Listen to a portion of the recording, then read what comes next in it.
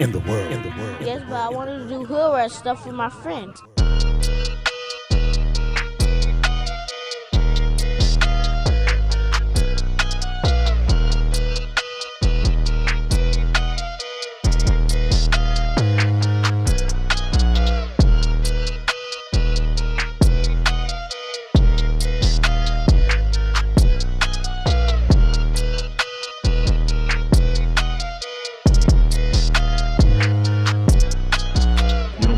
Punished for all of this? Just a little bit no video games for a whole weekend.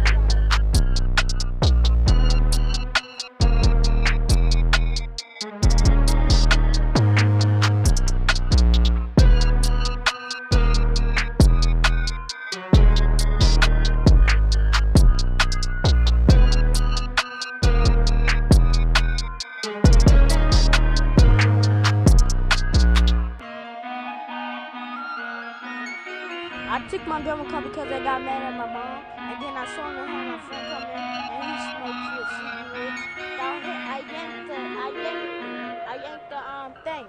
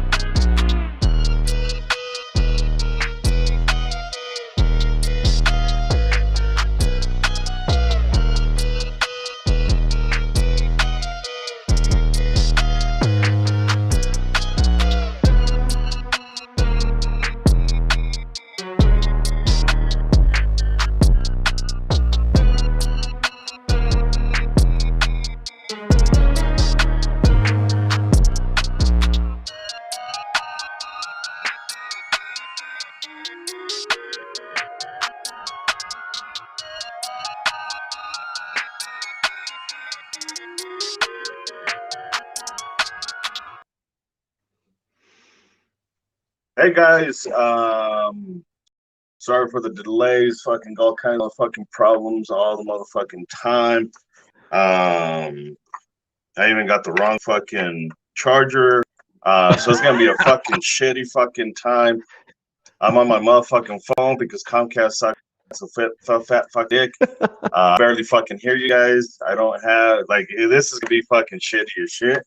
Because I have no fucking headphones because fucking Samsung decided to do the Apple thing and not have fucking jacks, and I don't have a fucking adapter. So what the fuck happens? this is the same. I think you just set a record for the. I think you just. Yeah, I think you just set a record for F words. I can't even fucking hear you. Oh no! Hold on. Can you hear me if I yell? Barely, fucking barely. For whatever reason, it won't let it do the speakers. I do have a there in my fucking car, but it's not here. So we'll see what the fuck happens. We'll see what the fuck happens. So, do you have Bluetooth headphones? Yeah, I may have to go to that. But my Bluetooth headphones are at the house.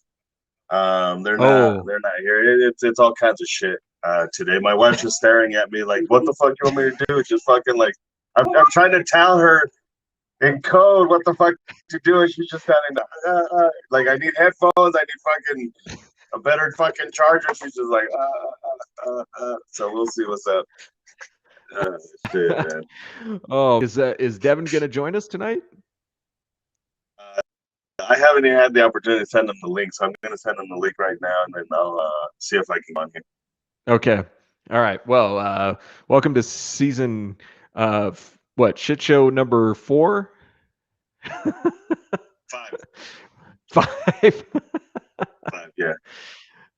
So yeah, it's weird when after I talk, when you start talking, you fade in, so I can't hear like the first thing you say. That's crazy. Yeah. So all We're right. gonna have to do something about this really fucking quick. Well, do you want to should we restart? Can you get headphones? Because I don't know if you'll be able to hear me once I start. We're gonna get headphones. Yeah, we're gonna get headphones. All right. Yeah. So in the meantime, What crazy stuff have you been up to this week?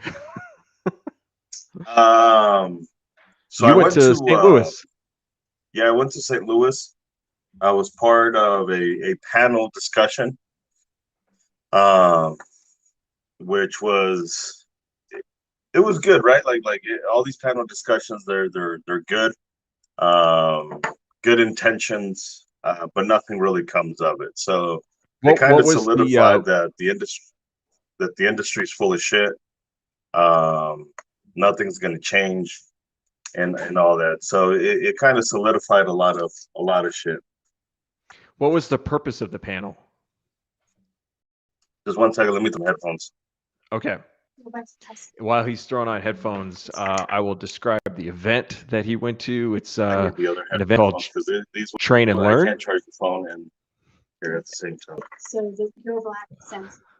I can't tell him to mute. He's not going to hear me. So I think we're just going to have to wait for him. This is the most ghetto podcast we've done since I've been in a van.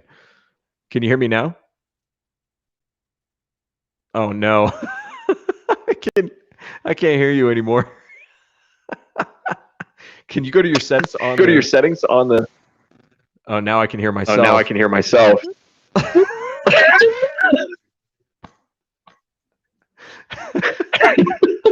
can only hear me. Yeah, that's good. Anyways, go ahead. Oh, wait, now I can hear you. Yeah. Okay. Oh, yeah. Well, can you go to the settings and change your settings so you can? Oh my gosh. Okay. So I was describing the Train and Learn event, which is an event put on by Kevin Dixie of No Other Choice Firearms Training out in Missouri, and he was talking to, this is the second year he's done this event. I went the first year, and then there was COVID, and then this is the second year. So, yeah, tell us what the point of the panel was. Well, the point of the panel was really to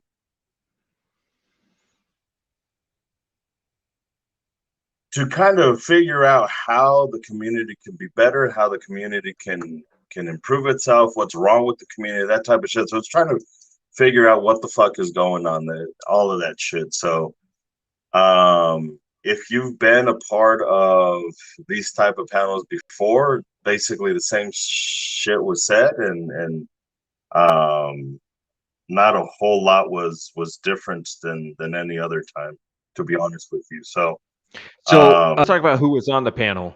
Who was there on the panel? So it was myself, Argo J, Kevin Dixie, Ken Scott from Provectus Group, Latinos Locked and Loaded, both husband and wife were there, Alicia, a lady that runs an organization called Tangerine Tactical, Protection STL, is that their name? Protection. Yep. STL. Yeah, they were there. MJ Firearms was there. That's Michael from Chicago. Yeah. Yeah. What's his last name? Michael. I always know it when I'm talking about him in the class. I don't know it.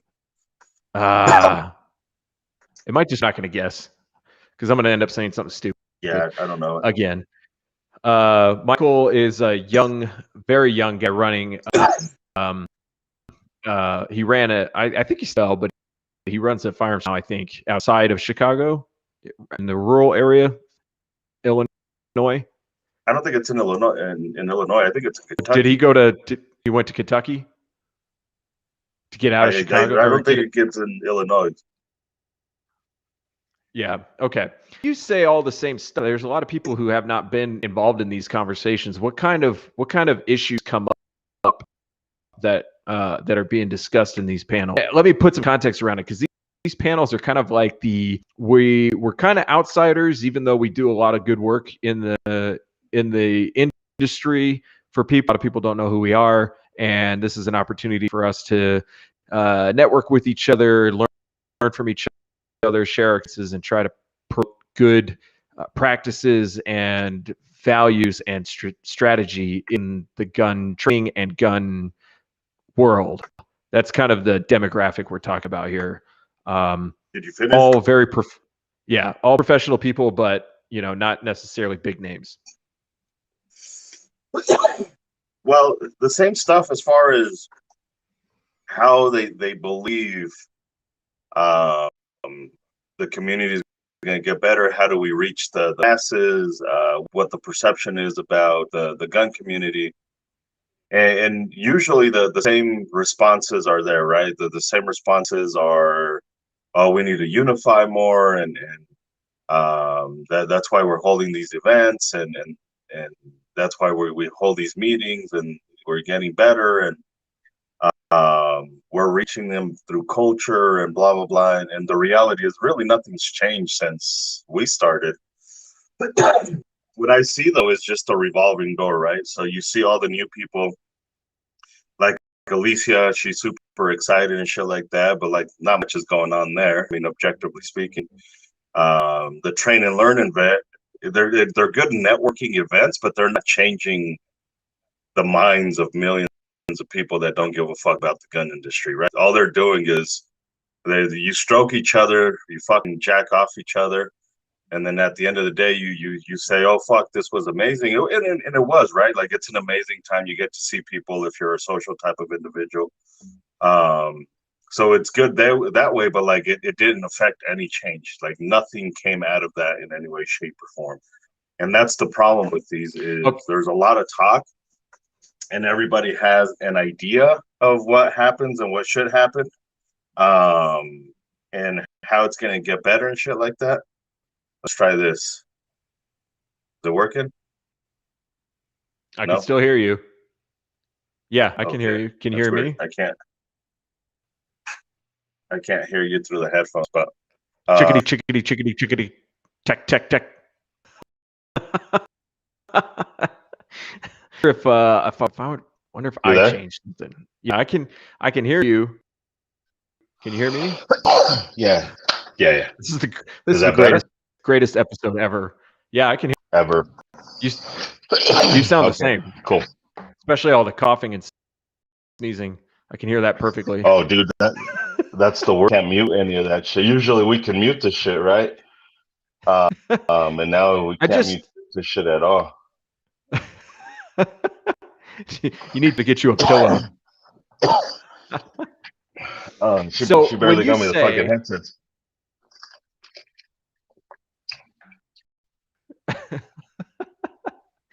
Mike says it just on accident. Yeah, for real. Yeah. So, like, nothing ever happens, nothing ever changes. So from this particular meeting, it's only 2 days. I mean, the event just ended today. Oh, no, Devin doesn't have service either. We're inviting to the podcast. He doesn't have service right now. Yeah, I knew that was going to be an issue. Yeah. I threw him on there anyways, just in case. We'll see what's up. If we can't see him, maybe we could just hear him. But so I don't think.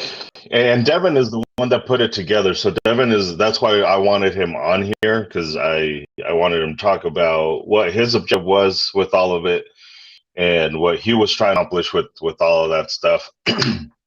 So I wanted. So when you say get things done, what would be your objective? Like an actual output from that. I hate to use these words because now they sound like work words to me, but what is the thing you would see accomplished? Well, if we want to, so the idea is, at least most people, yeah, that's just not gonna work out. And then every time there's a private chat pops up on my fucking screen and shit like that. So we're just gonna cancel that. I will have Devin on some other time. there's a lot of people in these panels. There's a lot of people that are Instagram people that hold events and shit like that that would claim that they're changing the culture and they're changing the way people see gun owners. And the reality is we've lost that battle a long time ago. If you look at most people really don't give a shit about the gun industry or the gun community. Even the people that come to our classes, if you ask them, hey, do you know who X person is, they'll tell you, no, I don't know who the fuck that is. If you ask him, do you know about fucking Kevin Dixie or Guns for Everyone or Argo J or whoever, name whoever you think is a big name in the fucking gun community, and everybody be like, I don't know who the fuck that is. Ask them if they know who fucking Kolya Noor is. They're going to tell you, I don't know who the fuck that is. So outside of the fucking cockstroking group, nobody knows who anybody is. So you're not affecting any change. When you ask these people, what got you into guns and shit like that? It was just the need for self-defense, or the friend fucking brought me to it and shit like that. So this idea of we're changing the outlook or the optics of the gun community is retarded, right? Because that's we're not reaching anybody, especially if all we're doing is hanging out cockstroking groups that just tells each other how fucking awesome we are. And one time I was hanging out with gun people. I spoke at an event, a relatively large event. It was pretty awesome, right?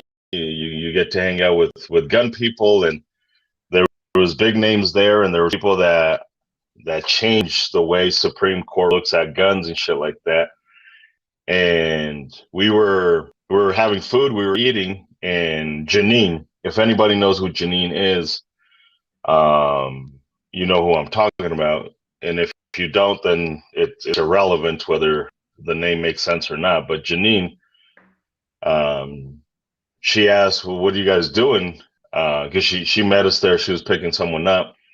And I was like, oh, I guess we're just hanging out, and they're just partying and having a after party and shit like that. And her question to me was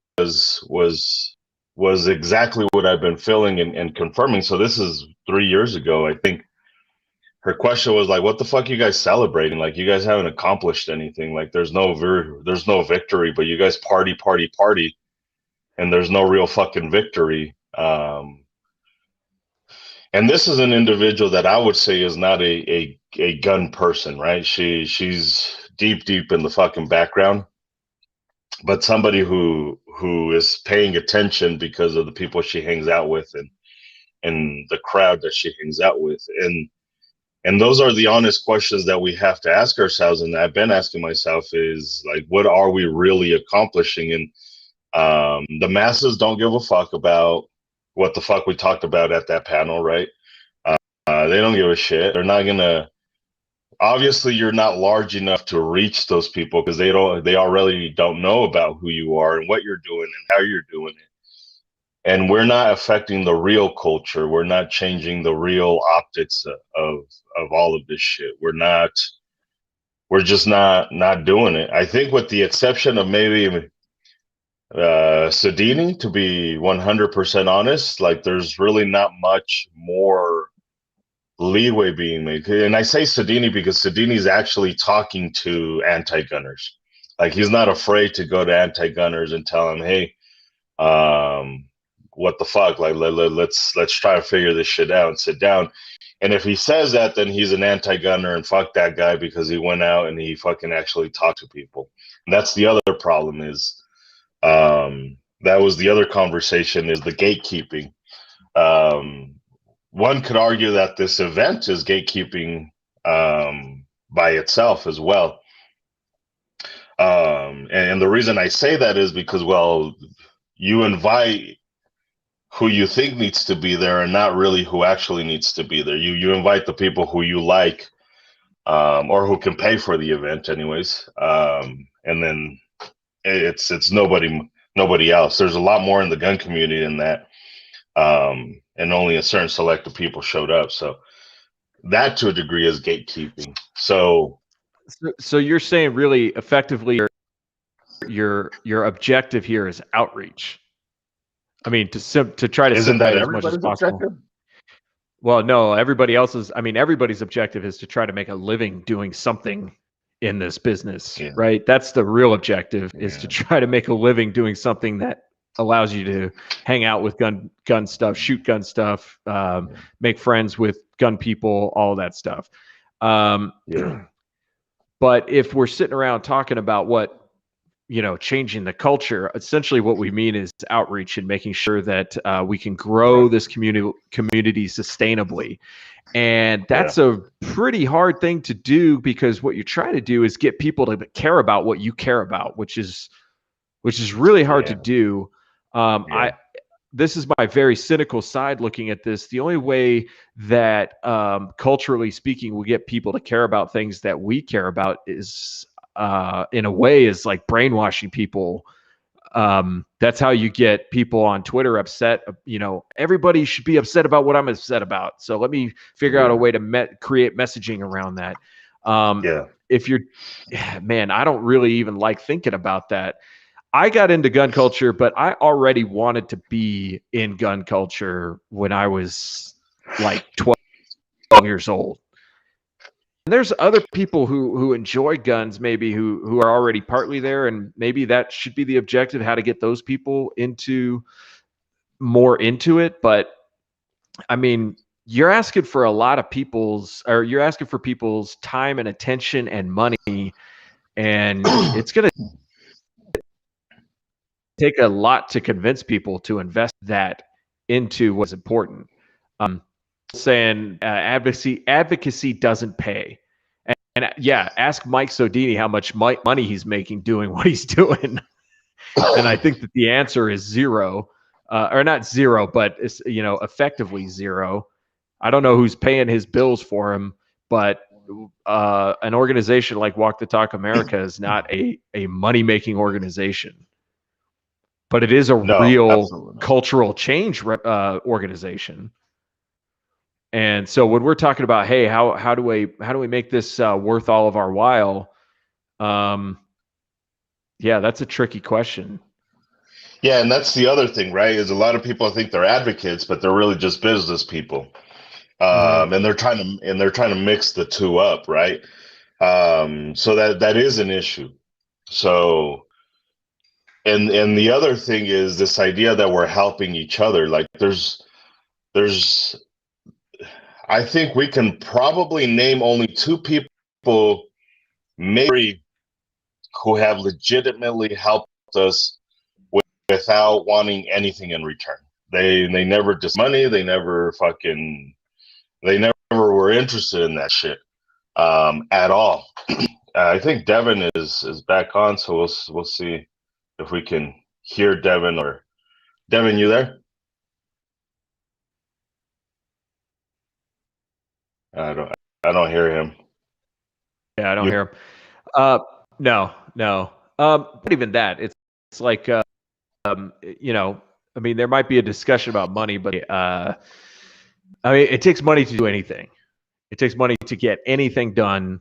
There's nothing that we know this from experience. There's no such thing as free when it comes to really getting things done.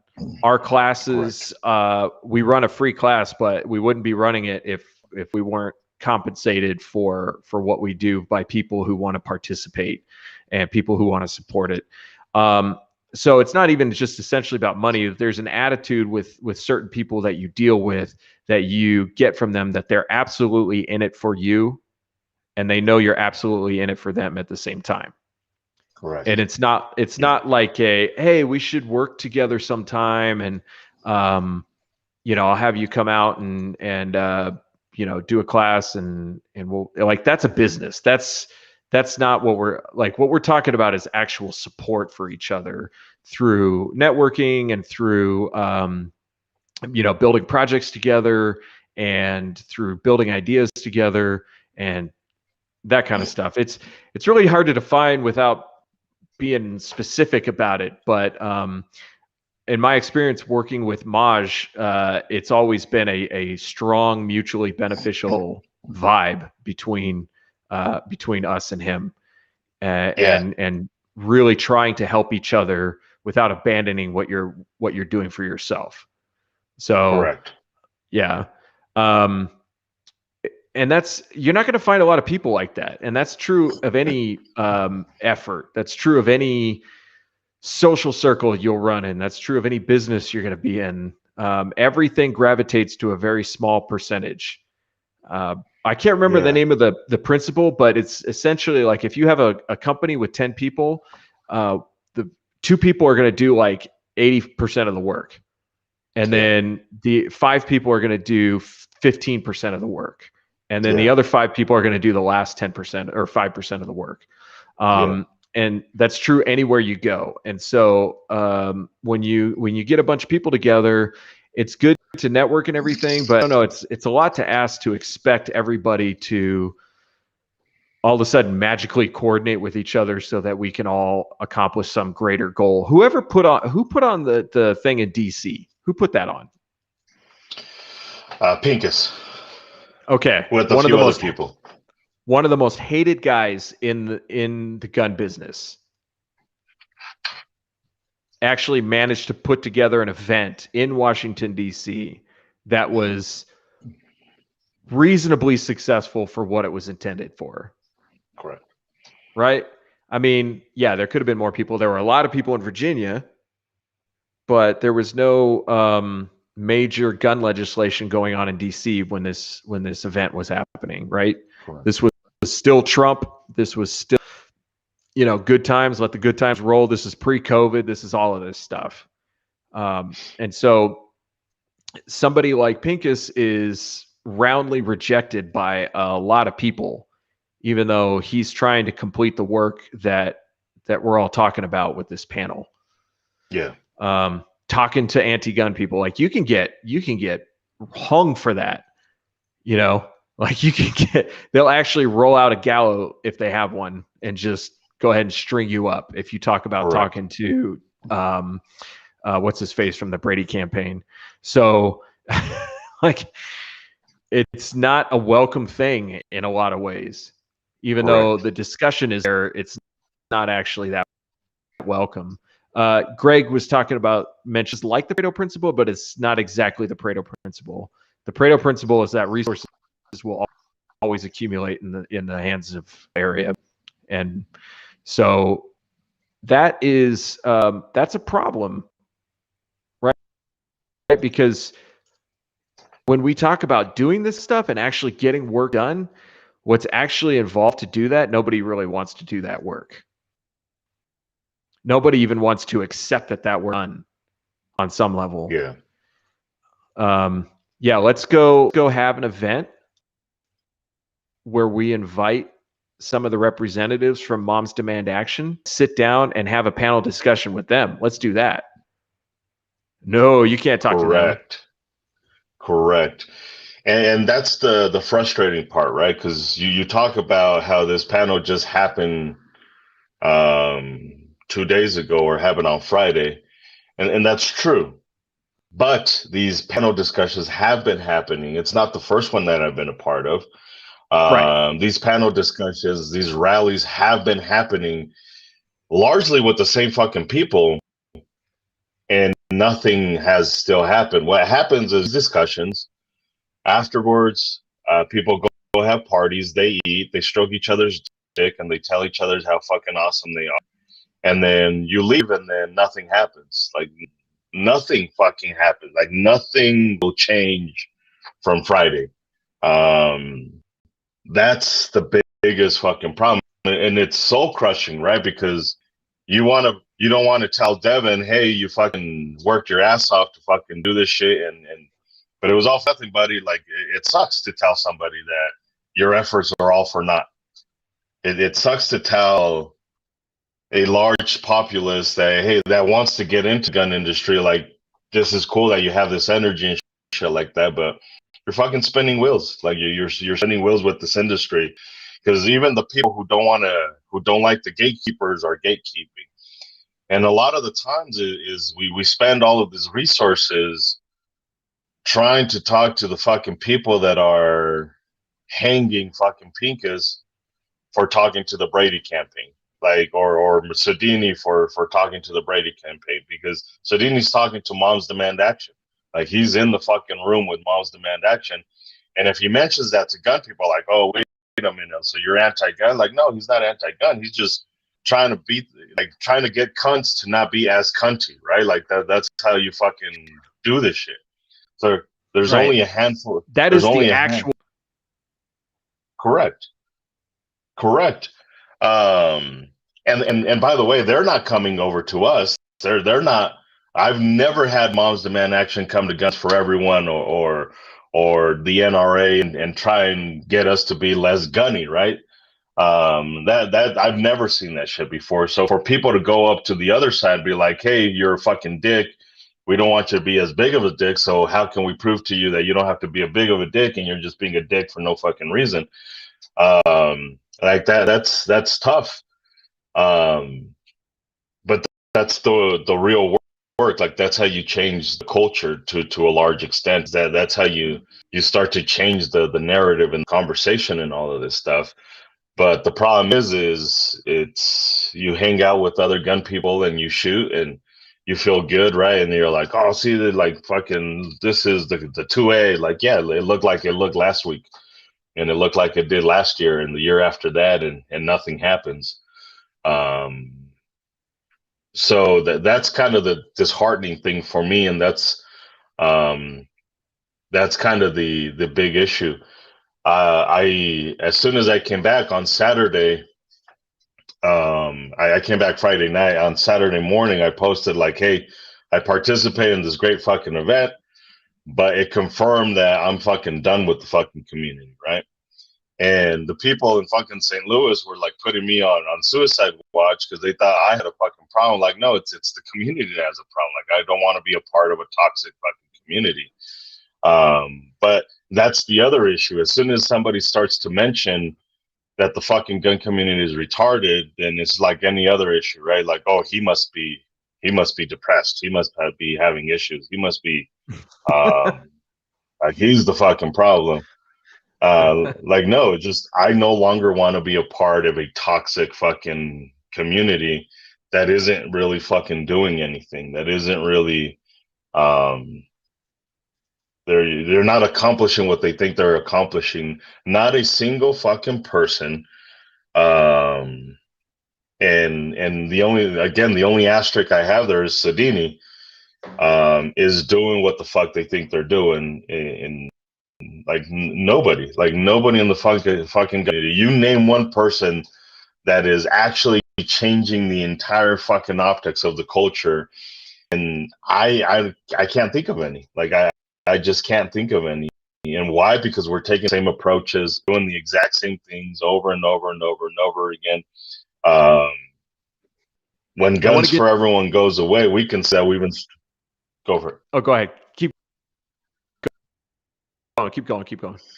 So when Guns for Everyone eventually goes away, like we can say that we've instructed over 100,000 people, but you and I really just did 100,000 people. We're hoping that those people that we instructed, without getting into the gun community, changes the minds of their family members and their neighbors and shit like that. Like that's the real shit. It has nothing to do with you and I and in Guns for Everyone. I see more change when somebody says, my friend brought me to this class. I don't know shit about guns, but I'm here because my friend has guns and I'm just kind of interested or shit like that. Like I see more change in that deep grassroots as opposed to fucking participating in a weekend of shooting and shit like that. That's not advocacy.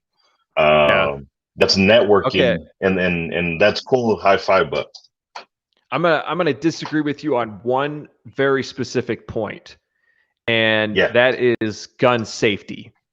I think that the culture around gun safety has changed a lot in the last, I would say 15 years. Okay. But I think I'm not going to give anybody credit for that. I'm going to give the whole Yeah. community credit for that, but I'm also going to give YouTube credit for that because it has Yeah. normalized being a safety Nazi around firearms. And I think one of the problems now that doesn't mean it's reached everywhere in, because you still hang out with people who come to the range and don't know anything about gun safety. Yeah. But the culture has changed to the point where we do not accept from other professionals or even for people who have any kind of participation in this world. We don't accept unsafe behavior anymore. And it's culturally uncool to not be safe with your gun. And we accept roasting people for not being safe with their guns. So that's one element that's changed, because I think that's important. Number one, for keeping people safe, but number two, for letting people know, come into this world, that the culture, the first thing on everybody's mind is, how do we be safe with the gun? But that's not any one person who did that. We can thank everybody who takes it seriously. We can thank the trolls on YouTube who jump down your throat for putting your finger on the trigger and holding you accountable when you didn't think you were doing anything wrong. We can thank everybody for that, but that's not that didn't come from people sitting on a panel and talking about it. Correct. I think that came from some kind of it started, I believe, before I got into this world, because it was already starting to really gain momentum as I was getting into this world. Dustin is commenting on Facebook about, he doesn't know any of these gun people. He just likes us. That goes both ways, Dustin. I love you too, brother. Is that the sniper? Dustin's one of the first people I met in the gun world. And we were both pretty young. We were both pretty inexperienced. We both kind of got introduced to this culture in similar ways. I don't know what his background was before I met him, but thinking from where he was starting, where I was starting, was pretty much the same place. And so I think from experience, he would confirm as coming as the new school thinking, unsafe behavior is unacceptable. He actually had an old video of a friend of his video, and he yelled at him about it, and his friend was kind of carred by it. It's a very old video. I don't even think he still has that video anymore. But it was a loaded AK-47. So, but Jesus. Yeah, so that's one element I would say that's different. But that change took years to happen, and it didn't happen solely because everybody agreed on it. It happened in part because technology brought it in front of everybody. Maybe the same thing, but training's going to take a lot longer because it costs money to train. Being safe with a gun does cost money. But I think in a large part, we don't really, as much as we want to direct which direction this goes, maybe it's outside of our control as the culture grows. Maybe the gun community will eventually grow stronger because the country's falling apart and everybody's worried about their personal safety. And maybe that's what drives gun culture in the next 5 years, which is a terrible thing to drive gun culture, but it's going to be effective. Correct. But it's not any one person doing it. Now, the other problem that's saying, though, is you mentioning the safety thing. That's fantastic, but it's also driving shitty instruction. It's also driving the acceptance of shit instructors, many of which we know and many of which we've worked with, and that's and I'll probably even say a part of them participated this weekend. They were just shit instructors. Now, are they shit instructors, or are they working with some old, outdated, bad information? No, shit instructors, because they're also trying to pretend like they know new shit that isn't proven, right? So it's a lot of they're just shit instructors, man, and people accept it because it looks cool, man. and that's the IG instructor, and that's the IG world that we live in as well. Is it has to be flashy, or else it isn't any good. So that's the other thing is just you see, and you've been part of these texts kind of where I talked to somebody else about how we should tour the fucking U.S. Teaching a certain mythology, and the idea is like we'd be the only ones because everybody would reject it. And the reason people would reject it is because, well, it's not cool. It doesn't look cool. It doesn't fit the YouTube narrative. It doesn't fit the IG narrative of it being cool or practical. So that's the other problem. Could you give one example of something like that, like without calling anybody out, just like one training element that's just getting passed around that you think is like garbage?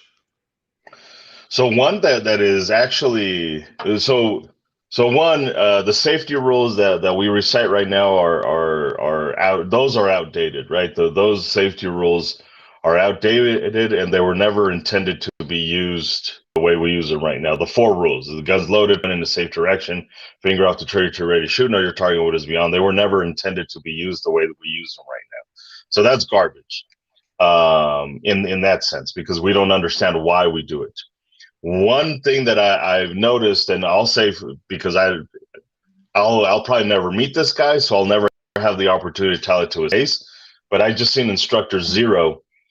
He was doing a drill where he had his gun out, and one of the things that he was teaching is people were calling out different targets. So he was out and he was scanning with his gun, right? Like he was fucking. So imagine that in an active shooter situation where you're looking for more bad people with your fucking gun out, scanning the entire fucking room. That was really the intention of this of rule number 2: point the firearm in a safe direction.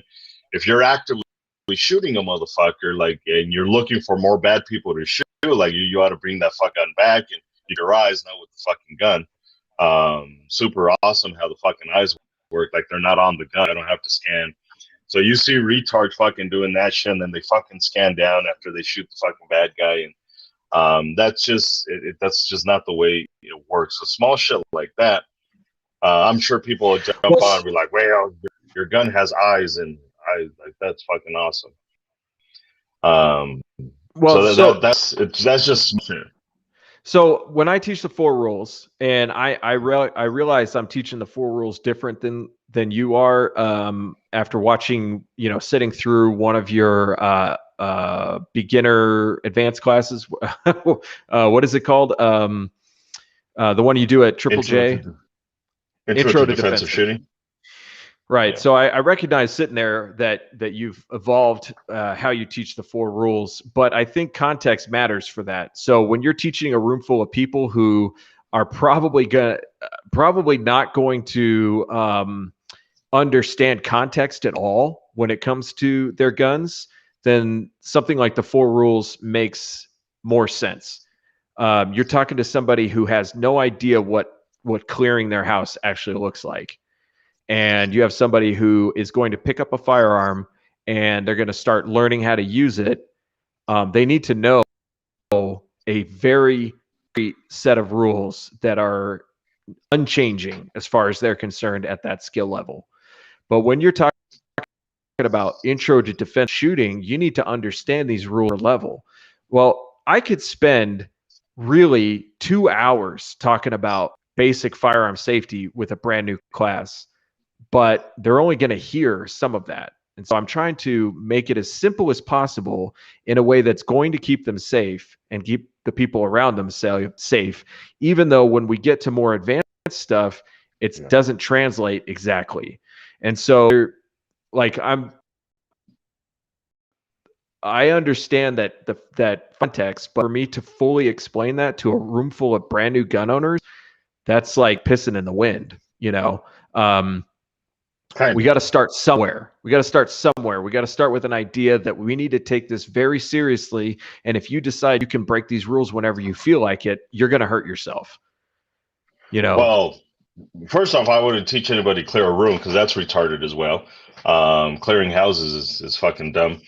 Um, but the safety thing, but that was just an example, though. So I guess you can run with it that way. I think because even in my concealed carry class, I still teach it that way. I don't teach the 4 rules anymore. I teach it as safety as a concept more than anything else. I think people have gravitated to it and kind of understand that safety should be a concept as opposed to hard fucking 4 rules and 4 rules only. Because then we have the evidence that gun accidents are still the second highest number in gun violence according to the CDC. So one can't just say, well, I mean, the rules are there. But isn't that number trending down? Even though it's still higher than other types of gun injuries, it's still trending down. I know historically it's trending down. I know it's been trending down for decades overall. Well, all retarded shit has been trending down. I'm interested to see how the 2020 numbers are going to look. But like crime has been trending down and car accidents have been trending down and like most everything's been trending down. So society's slowly being the value of the dollar. yeah, exactly. So I don't think that's an isolated thing. I don't think that's an isolated thing. So it just shit like that, right? It just I'm also slowly realizing that I'm always going to be the black sheep. I'm always going to be that guy and I understand it. Like I'll accept it, because it's always the people that think way the fuck outside the box that are going to have a really hard time making it in any industry, not just in the gun industry. Because people don't want to hear that shit. People just want to keep doing what they're doing. And that's the other problem, right? People just want to keep doing what they're doing because it's easy, it's comfortable, and shit like that. So for me to go into a room and be like, you guys are all fucking retarded, which is how I feel about 90% of the fucking time, then... That low? Only 90%? Yeah. That's the other difficulty, is when you want to explain to people. I'll use Alicia as an example. If she gets mad at me, she gets mad at me. I'll use Alicia as an example, right? She comes into the gun industry. She starts a business. And I try and tell her, listen, you're going to listen to a lot of shit, because she asked me for advice. And I told her, you're going to listen to a lot of bullshit, and I promise you about 99% of it is going to fucking be hot fucking garbage. And at some point, I had to tell her, you know what, like, I'm not going to give you any more advice, because I'm giving you advice, but yet you're still going to the people who I told you are going to do nothing but hot fucking garbage. And because we can no longer accept, because that's toxic for me as well, right? So I don't want to mentor people who to fucking follow the plan and be a part of it. If you're going to ask me for shit, then you're going to ask me for shit. I mean, I'm not going to spend my entire fucking day trying to help you out if you're not going to follow that shit. There's people who believe there's different ways of doing stuff. I asked Danilo, and we can ask Cody this, and we can ask anybody who knows about plumbing and anybody who knows about framing and shit like that. If there is a correct way of building a fucking house, or if there's just millions of ways to build a house. I think there's a fundamental issue with the gun industry when we say go to every instructor and get as much knowledge as possible. But yet when we're building a house, we want to vet those motherfuckers as much as we want because we want it to be done correctly. So you're dealing with a firearm that's going to save your life potentially, or if you for fucking bunkers, is going to save your freedom one day. But yet with the instructors, what we say is, oh no, there's different ways of doing it. Every way is correct. Every way is easy. Like it's all perfect. And like, just take little chunks. Like we would not accept that from our mechanic. We would not accept that from our plumber. We would accept that from our electricians. We would not accept that from our doctors. Like we don't do that. We want it to be done right. I don't want it to be done just another way. I want this shit to be done fucking correctly. Okay, so let me argue that point for a second. If I have a house that's wired up by a Yeah. professional bonded contractor, and Yeah. according to code, and I decide I want to run something on my electrical panel that I shouldn't be doing, I could do it. It might not go along with what the code is, and I am running a risk, right? But there is a way to do it. But if I stray too far outside of that, I'm going to burn my house down. It's Okay. there's a pretty narrow set of things that I can improvise without burning my house down or electrocuting myself. Yeah, absolutely. But So you're accepting the risk of it fucking up. right. Yeah. So, But let's but say you let's understand. But go ahead. Oh, go. I was just going to say, so, but if we try to apply that to martial arts, and when I say martial arts, I mean anything that involves fighting with somebody else. That includes guns. Martial arts Right. includes boxing, and it includes Muay Thai, and it includes fighting with a gun. Yeah. There are a lot of ways to win a fight, but there are principles that you need to understand if you want to give yourself the best chance to win. So it's like we have this structure of principles that we need to learn, and then we need to learn how to use different weapons or different parts of our environment to win that fight. So, for example, I might be trained in Muay Thai and boxing and jiu-jitsu, but if I'm a bouncer, I need to understand people more than I need to understand those things. And so the electrician example versus martial arts is not like the best example, because you're working with science here. Like, you're working with physics and science when you're building a house. And I can improvise a little bit, but if I have to improvise a lot, I'm going to burn the house down.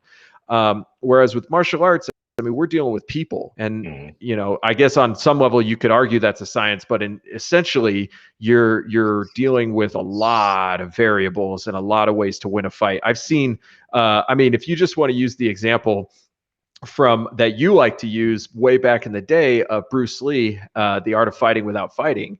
Well, he won a fight without actually throwing a blow. A fight he could have won with his fists if he wanted to, but a fight that he chose to win in a different way. And so when we're talking about, yes, there's more than one way to do it, but yeah, you have to understand the principles we're dealing with here. For instance, in self-defense, if you're talking about defending yourself with a gun, you need to understand that if somebody's got a hold of both of your arms and you're on the ground, the gun is not an option. So you need to know how to fight a person, not just fight with a gun. And so then what we're saying is that Voda could teach people how to defend themselves effectively. No, I don't think so. Well, why not? But because if it's acceptable that the wrong method can potentially save your life, as long as it saves your life, then it's the correct thing, right? Well, I think to look at it in odds. What are the odds that his method is going to be successful? For instance, let's just use the idea of the seeing a gun in public. Okay, because Voda's got an idea that he can fight with his gun and his knife at the same time. In what context would you have both of those out? In what context would that ever happen? As long as you win, it doesn't matter. As long as you win, it doesn't matter. Pull them both out and then just win. Right. And so, no. The point is, though, is that he doesn't understand the concept of the gun in the first place, because you can look at another video of his where he's talking about what to do if a cop pulls you over. And he says, well, when the cop pulls you over, pull the gun out, unload it, and put it on the dash. Well, that's somebody who just doesn't even understand what a gun is. Correct. Because in that context, you're talking about whipping out something that's instantly going to cause the cop to get aggressive and hostile towards you. That means you don't even know what the gun is. But you just said the overall thing is just to win. And if I go to a Voda class and I win, then it doesn't matter. Voda's an amazing instructor. Well, maybe you're just really good at fighting. Well, no, it's Voda's training. Right. So, So okay, any like I saw a video of you, like, remember back in the day I told you my idea for starting a YouTube channel that would be really successful, where I break down self-defense videos and tell everybody like, here's what to watch out for. And then not only was I probably not qualified to do that job in the first place, but somebody else came along and did it anyway and did a fantastic job, and now he has one of the biggest YouTube channels. One of the videos finding out that he was not the first to do it. In fact, he probably stole the concept from somebody else who's also he pretty stole it successful. from me. No, he stole it from some Mexican dude. Of course he did. Yeah, I'll show you the channel. Was the Mexican dude doing it in Spanish though? Because that would be a problem. He does them in both, but primarily Spanish. Okay. He's out of Miami. Okay. Yeah, I would like to know who that is, because that is he still doing it? Yeah. Oh, yeah, that'd be very valuable. Yeah. So one of the first videos that I saw that made me think about this was a guy came in to rob a convenience store, and the clerk was this old female, and she had a gun under the counter just in case she ever needed it, but she really didn't know how to handle it beyond just pulling it out and shooting it. Yeah. But that's exactly what won the fight in that instance. Now, if she was in that same encounter where she's running the convenience store and a bad guy comes in to rob her, that's the only thing we're going to keep constant. She's about to get robbed by somebody. Okay. Anything else could happen. Could be more than one person, could be somebody who's not afraid to get shot, could be somebody who's ready to shoot first, could be all those things. How many of those instances does she win with the skills and the actions that she took? I'd say less than 50%. And I'm just basing that off a very anecdotal review of self-defense instances across many different circumstances. I'd say less than 50%. So did she get lucky? Yeah, she got lucky. Did she also do the right thing? Yes, she also did the right thing. Did she do the right thing out of practice and ability, or did she do the right thing out of just being like, oh my God, there's a guy trying to hurt me. Oh, I got a 38 under the counter. Let me just shoot him with it real quick. So yes, she's successful, but is that really the ideal? Is that really something that you want to emulate? Is that really something that's going to save the most amount of people if they apply those skills exactly the way she applied them? No, we want to do better than that. Because of that comment right there is why it's important for there to be better instructors and us not put up with the shitty instruction. So this idea for me that every instructor has something valuable is dumb. Like, it's just dumb, because we know VOTA has nothing valuable to offer the fucking gun community at all.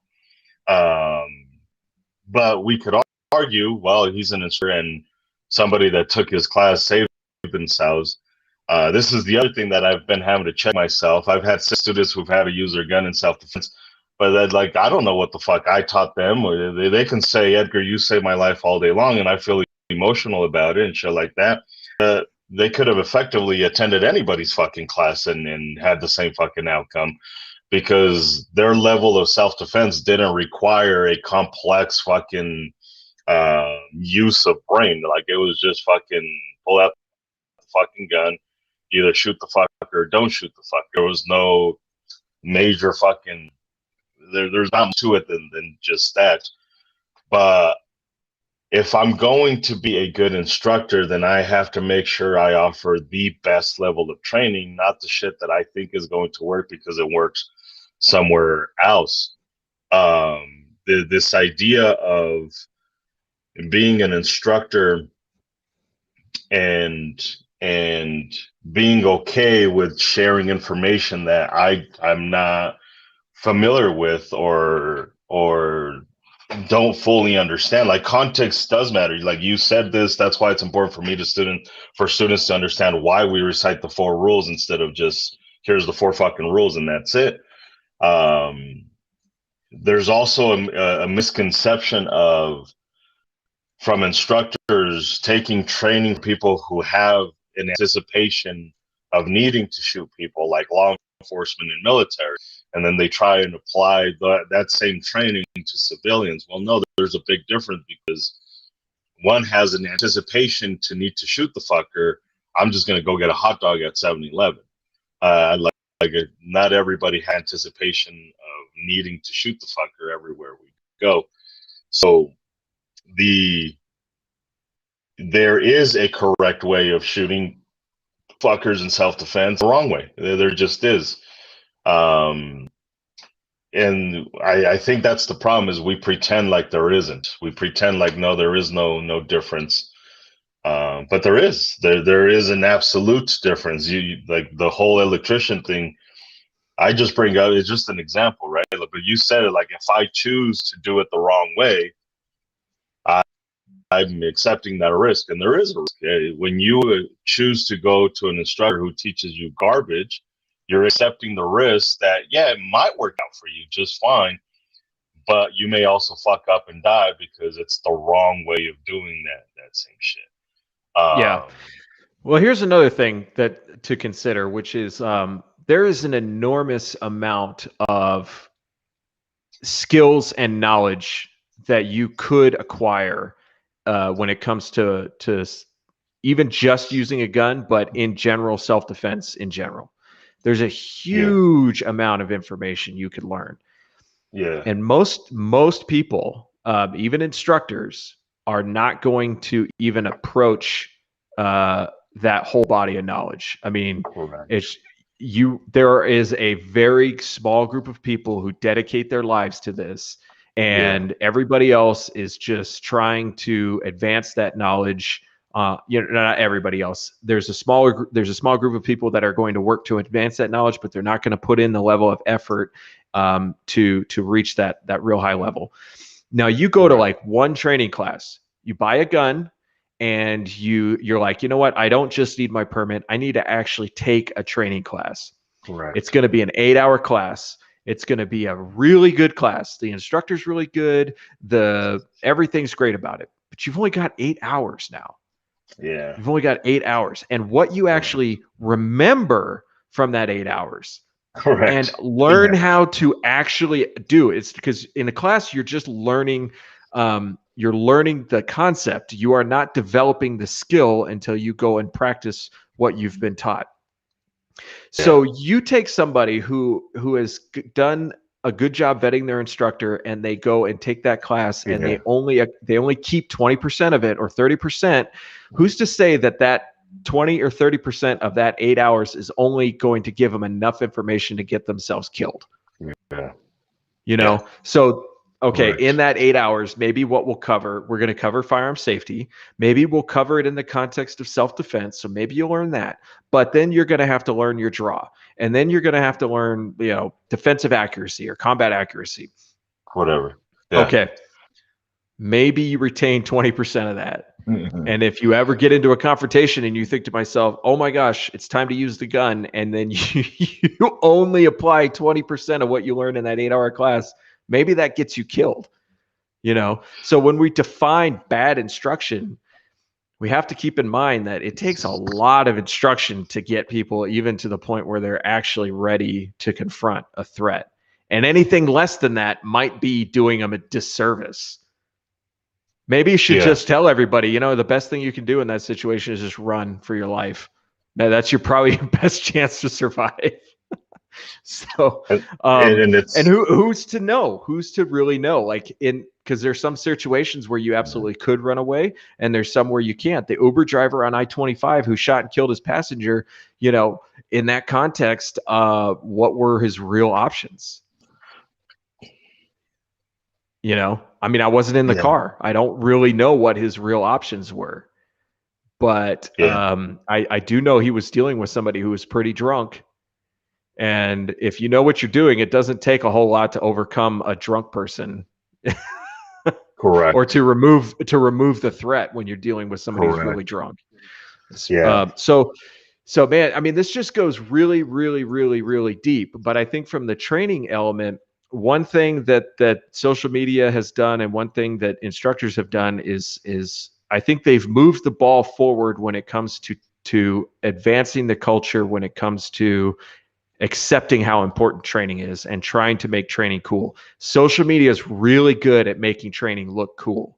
Now, what you do with that information may or be a good thing or maybe a bad thing. But without social media, we wouldn't have all these cool videos of people rolling around in the dirt and shooting their guns. That would not be something that a lot of people see. And so I want to go back to something you said about VODA. VODA has nothing good to offer. I disagree. VODA helps people see what bad training looks like. Like it unites us all. But I feel like that about most of the instructors that are out there. That's shitty instruction, but yet they've got 1.2 million views, right? And that's shitty instruction. So I stand by that. He has nothing to offer. The unity is just you see other shit instructors talking about one shit instructor, but one is just more blatant than the other, right? The other one is socially acceptable. Because again, instructor 0 was doing something that was retarded. Scanning an area with your fucking gun actually teaches you to break one of the fundamental rules that everybody fucking loves to follow. Rule number 2, point the firearm in a safe direction. It is virtually impossible for you to point the firearm in a safe direction if you're scanning the fucking room with your fucking muzzle instead of your eyes. Except everybody's going to say, well, he looked cool doing it, so he's offering awesome thing. One could argue that his training by teaching people how to scan with the fucking gun is just as reckless as fucking VODA teaching his shit. But nobody's going to say that about Instructor 0, right? No, everybody's going to say, oh, he looks awesome. He's got a helmet on. That's super fucking cool. So yeah, all the kids that wore helmets when I was a kid were retards. Well, they're still on IG doing it. They're still on IG doing it, and they threw on a vest. They added the vest. So that's the problem with all this stuff. I'll go back to Mike's comment on Facebook. He says your classes do a lot to help people who have no idea what's going on politically, or to help orient them, or at least expose them to what's going on. And then he says a bunch of other things. And then the last thing he says is DFE base has been local, email events. So I think it's a nice to get together nationally and talk about stuff. But really the real work is local. Prime STL, the training company in St. Louis, they do a pretty good amount of volume of training out there in St. Louis. They told me at SHOT Show, they had an idea of, they gave me a sense of their numbers when it came to the number of people coming into their training facility in St. Louis. And their focus is the Black community in St. Louis. And there's another thing I think that the gun community has done well culturally, is to try to invite minorities. Even though they haven't done it perfectly, they've done a pretty good job of trying, and it's a completely selfish reason for doing it. I mean, we just want more gun owners. We want to destigmatize it, and we need more people on board. So we're going to go ahead and invite, Black and brown and Asian people to come join us in the gun community. But there's actually people who are trying to. But I just found out the fuck ups there. Go ahead. Oh, I was just going to say, acting locally and focusing locally is probably our best set of parameters for success. Yeah. So, and that's true. With that, the other thing that I mentioned in this panel is realizing our own faults, right? Like realizing our own, because everybody there was like, oh, I'm amazing, and I'm amazing because I have amazing fucking ideas, and we're amazing. Sounds familiar. Reality is, and one of the things that I mentioned, and here's where it's different, is I have the balls to fucking tell people where my fuck ups are, right? That's why I'm amazing.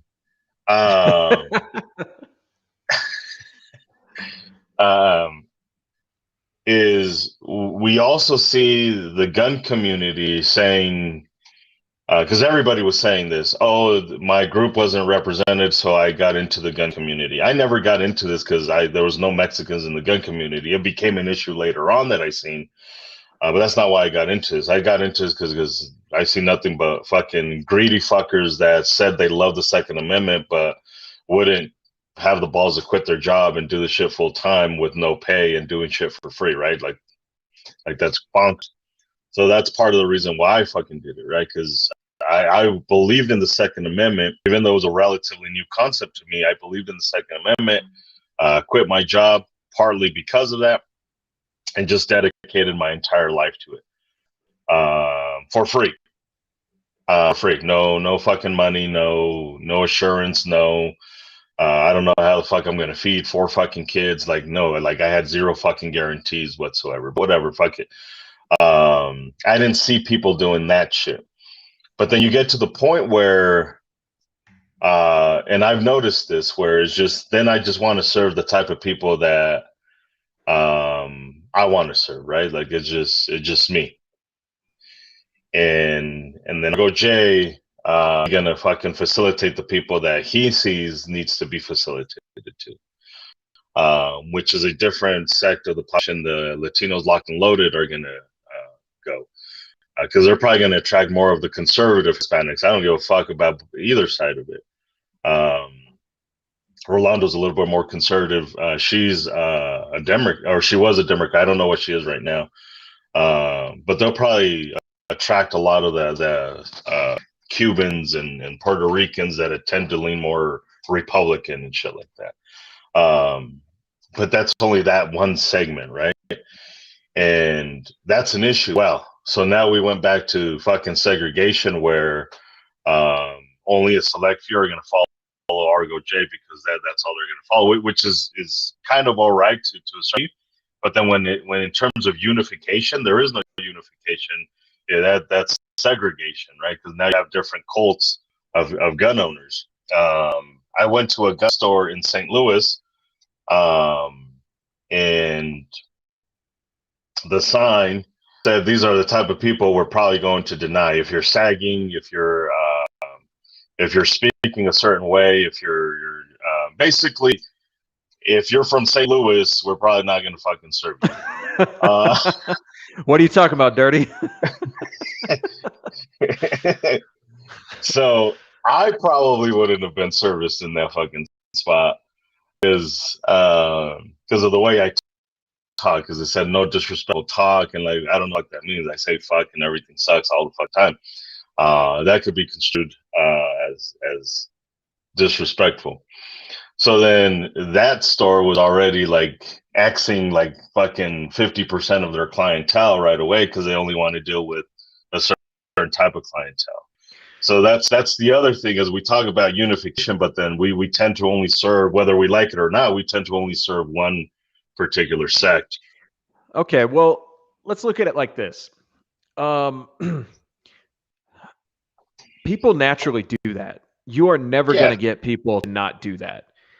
But is there a unifying principle that we can rely on when we do need to unify? So for instance, let's just take a hypothetical instructor / Instagram superstar.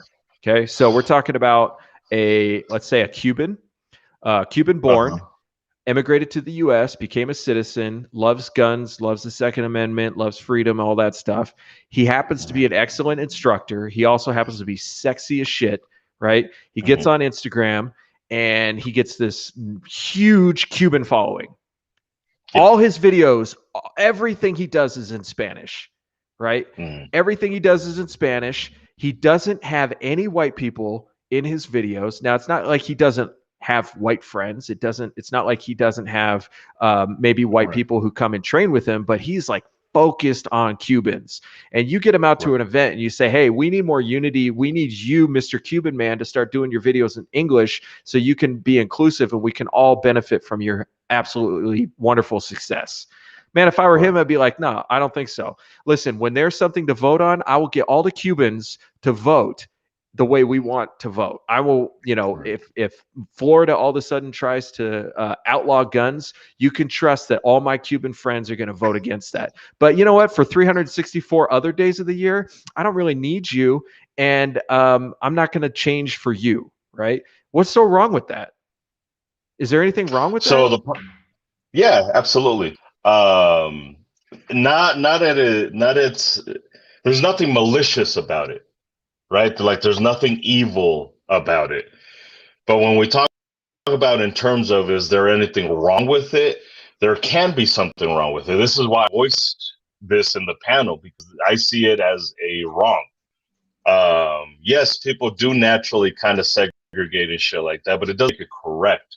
I can ask you if you like Jay-Z, you're going to tell me yes.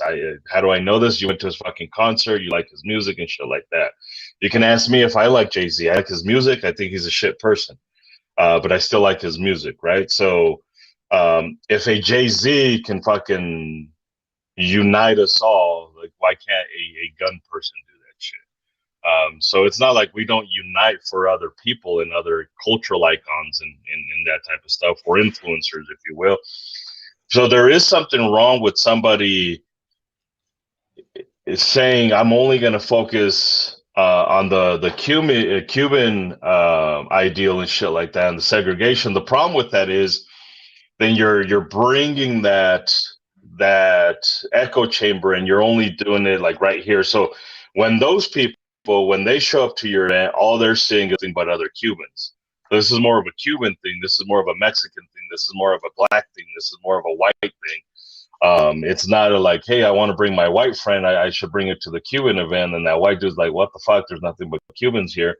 Like, so then now you start that shit. So there's nothing wrong with trying to reach the Mexicans and the black people and white people. Like, there's nothing wrong with that.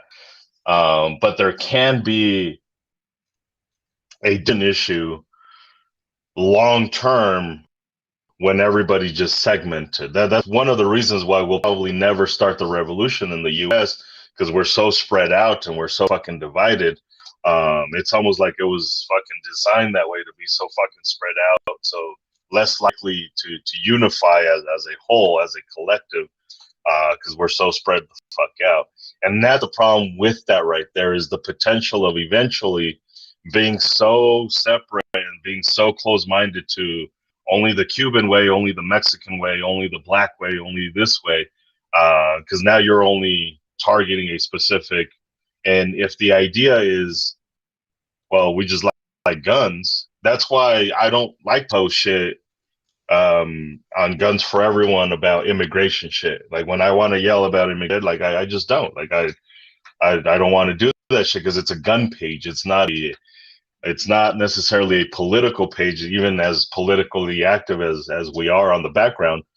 I don't like to do that, because I don't fucking post like a fuck ton of Mexican shit on there, because I don't, unless it's like Spanish classes and shit like that, because I never meant to be the Mexican gun guy. Like, that's never what I wanted to be, because I want my audience to be anybody who likes fucking guns. In classes, when people talk about Republican shit, I say, yeah, fucking your team sucks just like Democrats. And when somebody says, oh, Democrats are awesome, I say, you guys suck dick just like the Republicans. I try and make sure everybody feels shitty and that fuck us equally, so that nobody feels like a certain way about their fucking cult and their fucking like, we're all here because we like guns, or we just want to shoot the fucker if the fucker needs to be shot. So then maybe I don't think, like, so I was using the hypothetical just to kind of like lay out the landscape. Yeah. But in my own personal experience in this, what seems to be the most useful ethic behind this is, like, I have people I naturally gravitate to, but I can move between groups, no problem. So we can go to a Black Guns Matter event and feel comfortable being there, recognizing that event is not really necessarily for us, although it's also not excluding us. It's not like, no, we don't want you here. We just want to focus on Black people with black guns. That's what we want to focus on. You can come if you'll stand in the background and not talk. That's not how it is. How it is we're going to focus on outreach to a certain community, but we're going to lead by example, that we want anybody to feel comfortable coming up and having a conversation and talking and working together and all that stuff, recognizing that we are just going to naturally segregate ourselves but remain open to other people. So Kevin Dixie's event is train and learn. There's nothing in there that says Black train and learn. There's nothing in there that says African American train and learn. But when I went to the event, it was like 75% Black people, 25% other people. So he has, and I think that's because as he comes up in this industry, he's going to gravitate towards people that he feels comfortable around. And so, you know, you get there and it's like, oh, okay, there's a culture that's kind of loosely going on here. But that culture is, what's the word I'm looking for? It's spongy. It can go in and out pretty easily, right? Yeah. So we happen to be in St. Louis. There's a lot more Black people in Missouri and St. Louis than there is in Denver and Colorado. No way. Denver is brown capital of the world, dude. So I think, to me, from based on what I've seen, that's a really useful ethic and ideal, which is like, let's not fight the fact that we kind of like people that we're used to, but let's not get it in our head that that's the only group of people that we're accountable to, open to, willing to do business with, willing to reach out, have events with, and all of that stuff. I'm not trying to become something that I'm not, but if I can offer something to somebody, I want to give it to them, you know?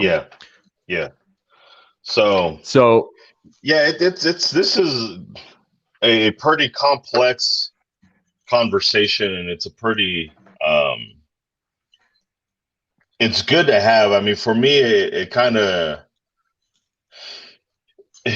I mean, I always text you when I have weird shit going on and shit like that. Anyways, just because I like to kind of bounce shit off of people and see how they feel, and because sometimes I don't believe the shit that I say, right? But this is just something that for me, it's been in it, man. I could say all kinds of shit that would fucking rock everything and make people hate me even more than they already do, because I'm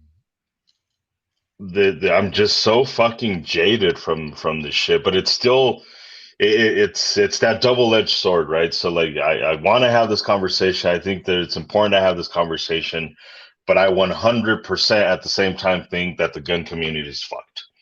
There's no saving it. There's nobody that's going to do anything that's different enough. There's just nothing worthwhile in the gun industry anymore. Now, that doesn't mean gun owners are fucked. It means the gun industry and the gun community is fucked. It is a super toxic environment. They talk a lot of shit about Hollywood and how toxic it is. I haven't done a whole lot with Hollywood. I've done like very fucking small things with Hollywood, but you know this. I think you talked to him, but my friend's a director. He's made movies and he's in Hollywood, and I've helped him with his Oscar campaigns and shit like that. I'm currently making a movie. I have made a movie. So I know a little bit about it and how toxic it is and how cutthroat it is and how politics and all that shit is. Like I've experienced it at the smallest fucking portion, and the gun community is no different. It's not better. If in fact it's probably even worse than that shit. I say worse because it's even a smaller gun community than the filmmaking community. It's a super tiny fucking community compared to other industries, and compared to the music industry, compared to the movie industry and shit like that. And it's bullshit. That we could potentially all work together and make this shit work and make this, in spite of our personalities, in spite of all that shit, but we just don't. Like we just simply don't. One of the things that was talked about in. Go ahead.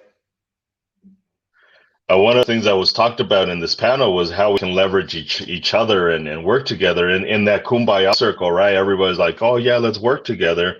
I've never been on Kevin Dixie's podcast. Like he has everybody else on. I've never been on that shit. And when I tell people like, oh, I don't think Kevin Dixie even fucks with me. I don't think he even likes me. And people tell me like, oh no, like, yeah, like, no, like for me, actions mean more than anything else. Right. So like, for me, I can already be like, we say we're gonna kumbaya and work together, but I've never fucking worked with these people ever in my fucking life. Like nobody except Sadini have I really fucking worked with. Like nobody else has reached out and tried to leverage our relationship with us. We don't do that. Like our podcast, we fucking barely have each other on. Let alone fucking guests and shit like that, right? It's like for us, it's a little bit different. We don't hold events, so we can't, like, we work with Maj and shit like that, but Maj almost forced it on us, right? Maj was almost like, we need to work together. We need to do something in Denver. Let's do it now. But we've never done that.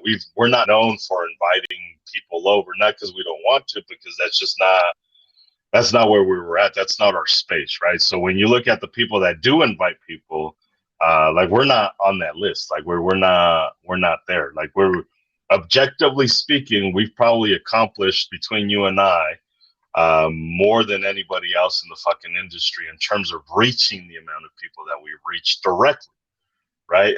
I don't think anybody can really fucking argue with that shit. And yet we're probably the most underrated fucking activist out there in the entire years. More you than me,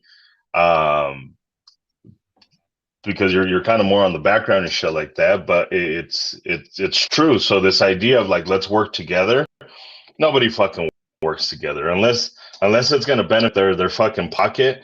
Like nobody's willing to fucking work, and nobody's willing to fucking do any of that shit. And that's things. Yeah. Well, maybe three things. Number one, four things. Number one, there probably are other people out there who have reached the numbers we've reached, but they don't go around talking about like they.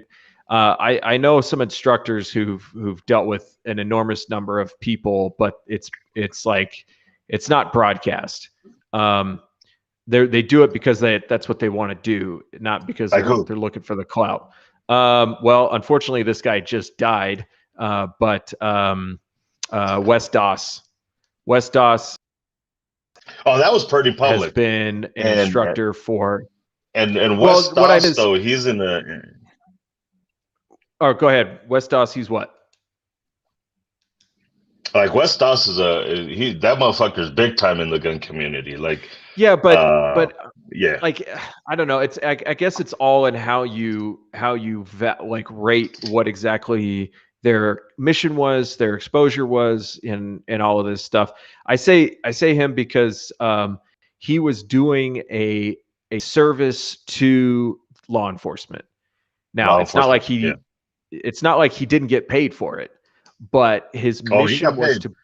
He got paid. He definitely got paid. But his mission was to bring free training to law enforcement. Yeah. And to do that across the country on a regular basis with as many police officers and bring high level training to I mean, the whole like defund the police, let's take away all their money, and now they don't have any money for training. Okay, like what are you really trying to accomplish here? He's taking a problem. He has officers who do not know how to use force. And he's like, let's get you guys trained and let's get it to your department for free. Okay. Correct. It's not like he's doing it for free. He's just figured out a way to bring it for free. Okay. So this is just an example. Like it's not like the industry is devoid of people like that. But the problem is that there's a lot of people in here who want to do things just maybe for the wrong reasons. Correct. However, there's a lot of people out there who want to do it for the right reasons. They just don't have any idea how to be successful at doing it. Correct.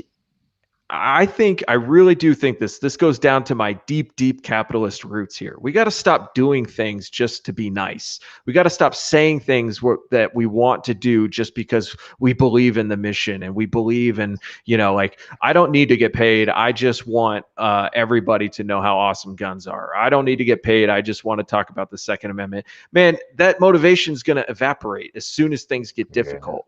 We need to start looking for ways to promote the culture and everything, and just be honest about the fact that it's a business. And the only way people are going to be successful in this is if they figure out how to get paid doing it.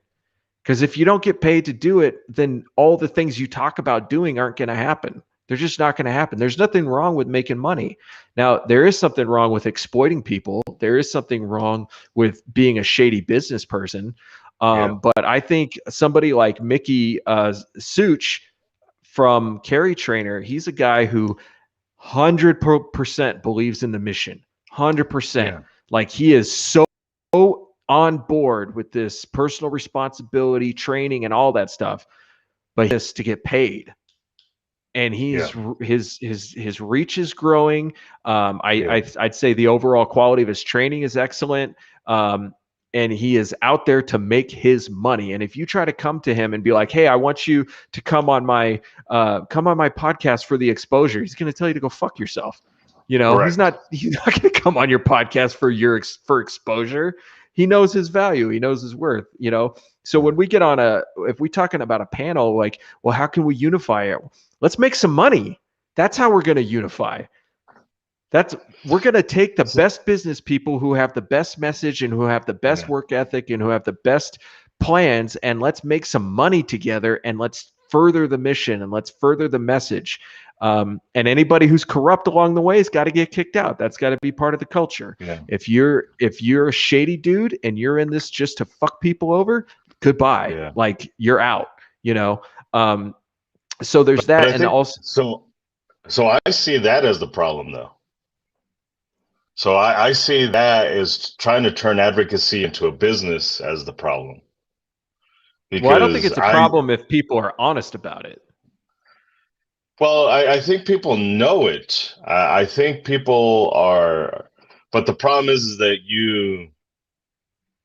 so one of the questions that we get asked all the time is, how do you make money?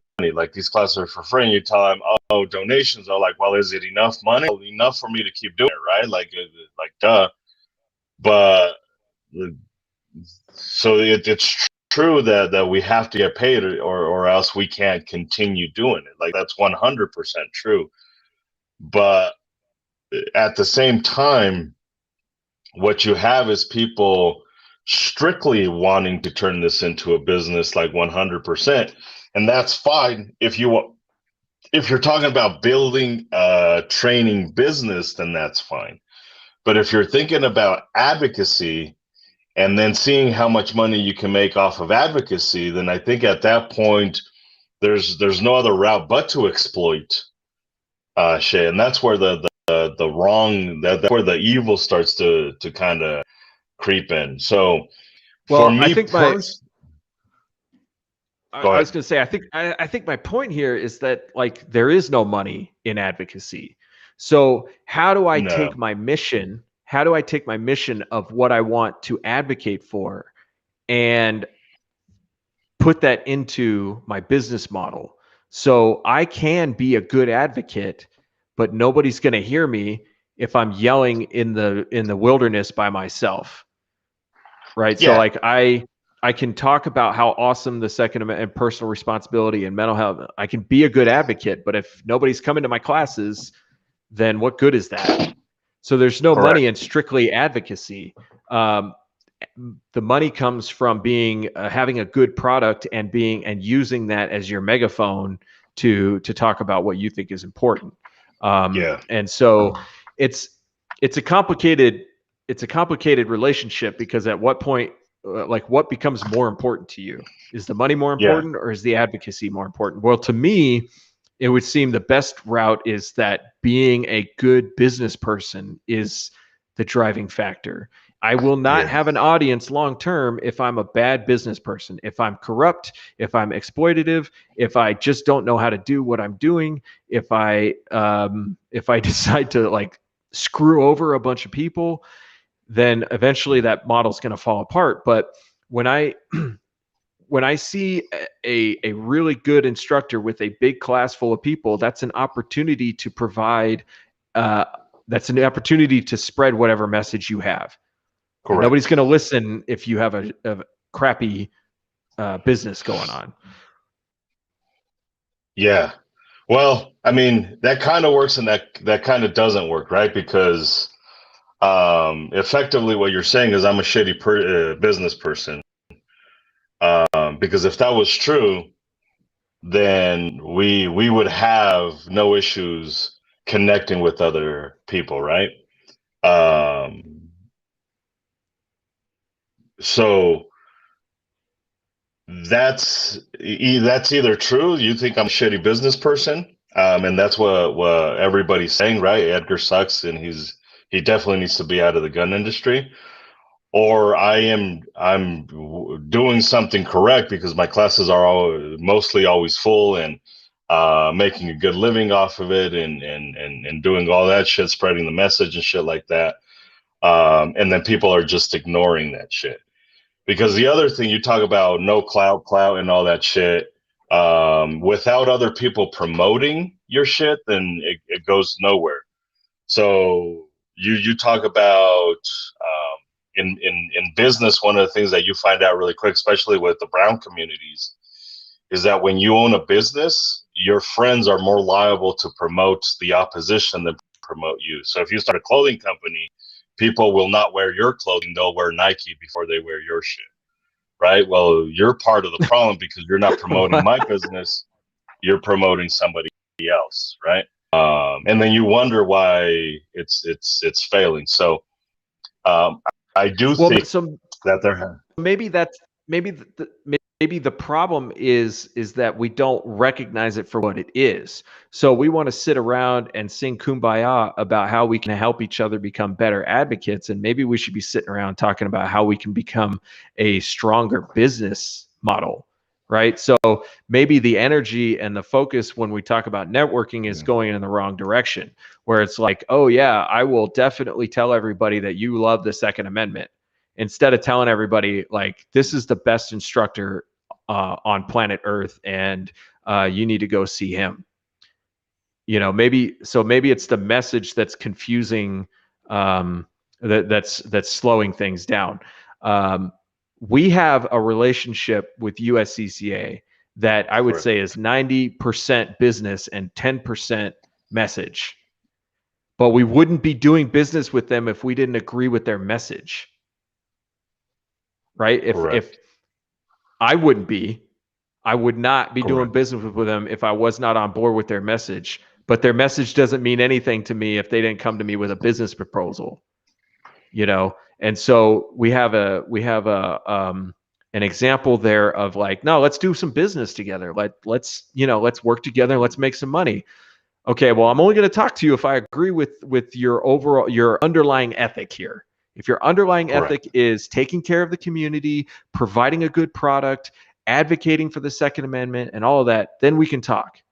But we're not even going to talk if that's not true. But once it's true, let's talk some money. Let's figure this out, you know? And so, I mean, that's kind of my hard example of what I'm trying to talk about. Yeah. But I mean, if we're going to be super cynical, it gets to a point where it's just only one-sided, right? Like, and then where the issue comes back, where it's just one-sided. I'm just talking in general, just in general. So, because I see a lot of this energy too, right? Like I see a lot of this Instagram shit where it's just like, oh, we work together and shit like that. And I think I've mentioned this before, but I've been paying attention a lot to how people interact on social media, and all the people who are claiming to want to help other people in business and shit like that will not take the time to follow other people's posts and comment and like and shit like that. So I see how they interact. It'll happen on their page, but it won't, there's no reciprocity there. And I start to slowly look at like, oh shit, you say you guys are on the same team, but I just seen this really cool post this person posted. And I do this, now I'm doing this just to more pay attention to see who the fucking real people are, who the fake people are. Because you can easily see the mutual relationship that people are kind of liking each other and like shit like that. And it seems silly, but that's where we play the game now, right? Is on Instagram and Facebook. Like that's where we play the game now.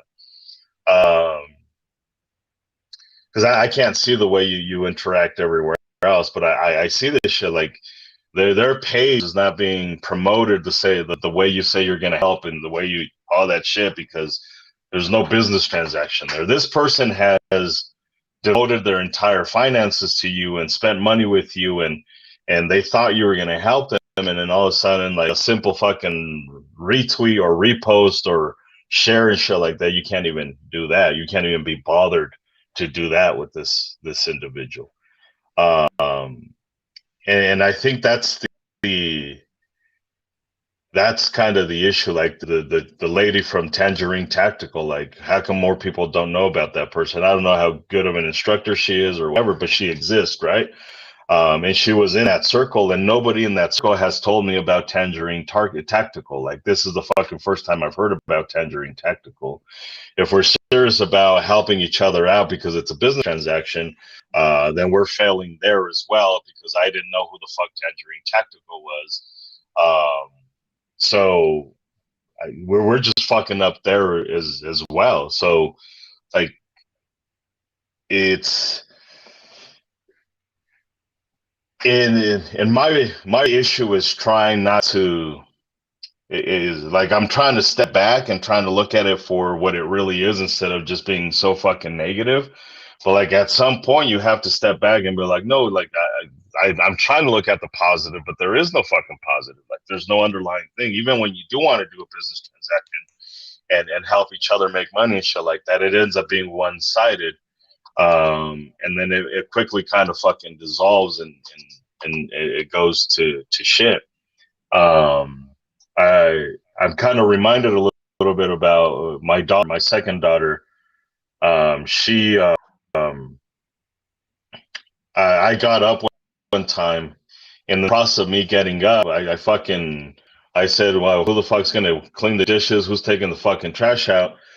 And we made a joke out of this, right? Because my daughter's comment was like, fuck, man, every time you get up, there's like 16 problems that we have to correct. So the running joke was like, that's why you fuckers bring me all the food and bring me the fucking pop and shit like that, so I don't get up and I don't. And that's not the issue. The issue isn't that I'm acknowledging the problems. The real issue is that there is a problem. So a lot of people would say, oh, Edgar's just fucking, he's just being his grumpy old self. But no, there is a problem, though. It's just nobody wants to fucking absorb the problem, and everybody just wants to be optimistic and rainbow and sunshine and everything's good and shit like that. But there isn't. Like, there's no, I want to be at that spot because I am a capitalist. I'm this weird capitalist that hates making money off other people. Like, it's weird. Like, it's super fucking weird, the way it is. So it's super fucking weird. I said a couple of things and then I have one thing and now I remembered another thing, and so I'm going to try to remember this stuff. Number one, this industry is just a microcosm of our society as a whole. When we talk about the fact that this industry is dying, unfortunately, the cynical side, our whole society is dying, and that's all. The society is always dying. That's just the nature of human evolution, or human society, as well as natural order and process. We're always dying. Right now, it seems like well, we got some bigger problems than we did maybe years ago. We are a victim of our own prosperity. They're, you know, we know the cycle. Prosperity leads to good times leads to soft people lead to bad times leads to good people, and so on and so on. Yeah. So we're on the downslope, and I don't think anything's going to rescue this industry. Anything special is going to happen here that isn't going to happen in the whole society as a whole. So we got that going on. We can acknowledge that. We can look at that. Now, what you can do, you can do your own thing. You can do your best in your own thing. You have to operate in an ecosystem that you can't control, but you can focus on what you're doing and take that as far as you can take it. And the rest is like, well, it's just the way the world is. Like, what are you going to do about that? So the poison and the problems we see within this industry are just part and parcel of where we are as a culture as a whole. We're not special. We're not going to save the world. We're not going to act any different than the world. The world's going to go along, and we're going to go right along with it. The other thing is, this industry has been completely infested with amateurs. And we can probably thank social media for that, but everybody who has a halfway decent idea is all of a sudden on, you know, they're going to be the next Jerry Miculek or Glock or, you know, Masad Ayub or whatever. You know, they're going to go shoot right to the top idea. And so we're just a landscape of everybody who participates in this industry at any level somehow thinks that they're going to be the ones to be successful in it. And so that leads to a lot of people who really have no idea what they're doing jumping in. And that's not a problem necessarily, because good ideas can come from anywhere, and good products can come from anywhere, and good people can come from anywhere. So the more open we are, the more likely we are to find those people. But we're going to have to sift through a mountain of shit to get to those people.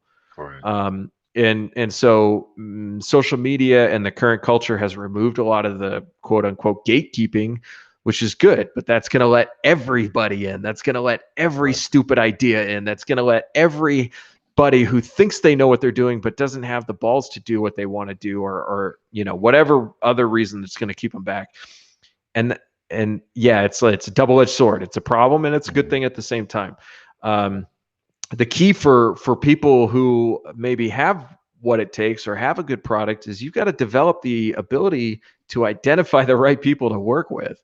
You know, that's not to say I hate everybody who I'm not going to work with, but why would I waste my time on people who aren't serious? Why would I waste my time on people who aren't maybe skilled or don't have a good idea? It's like, look, I got nothing but love for you, but dude, I'm busy. You know, like I'm busy over here doing this thing, and I don't have time to give you my attention. And so there are a lot of people who are going to be like, dude, yeah, we should totally work together. And then you send them an email and you're not going to get a response. Dude, and I've been that person. I've been the person who gets the email from somebody who's like, hey, I'm ready to work. And I'm just like, for whatever reason, I'm not that guy today. You know, I'm not trying to talk from a position of like, I'm better than everybody. I've been in all of these different positions along the way. And I still am on a daily basis. You know, I've got things that I be doing and people I should be talking to, and I'm failing here and I'm failing there. And, you know, and so I'm just trying to talk you off the ledge by saying all this stuff.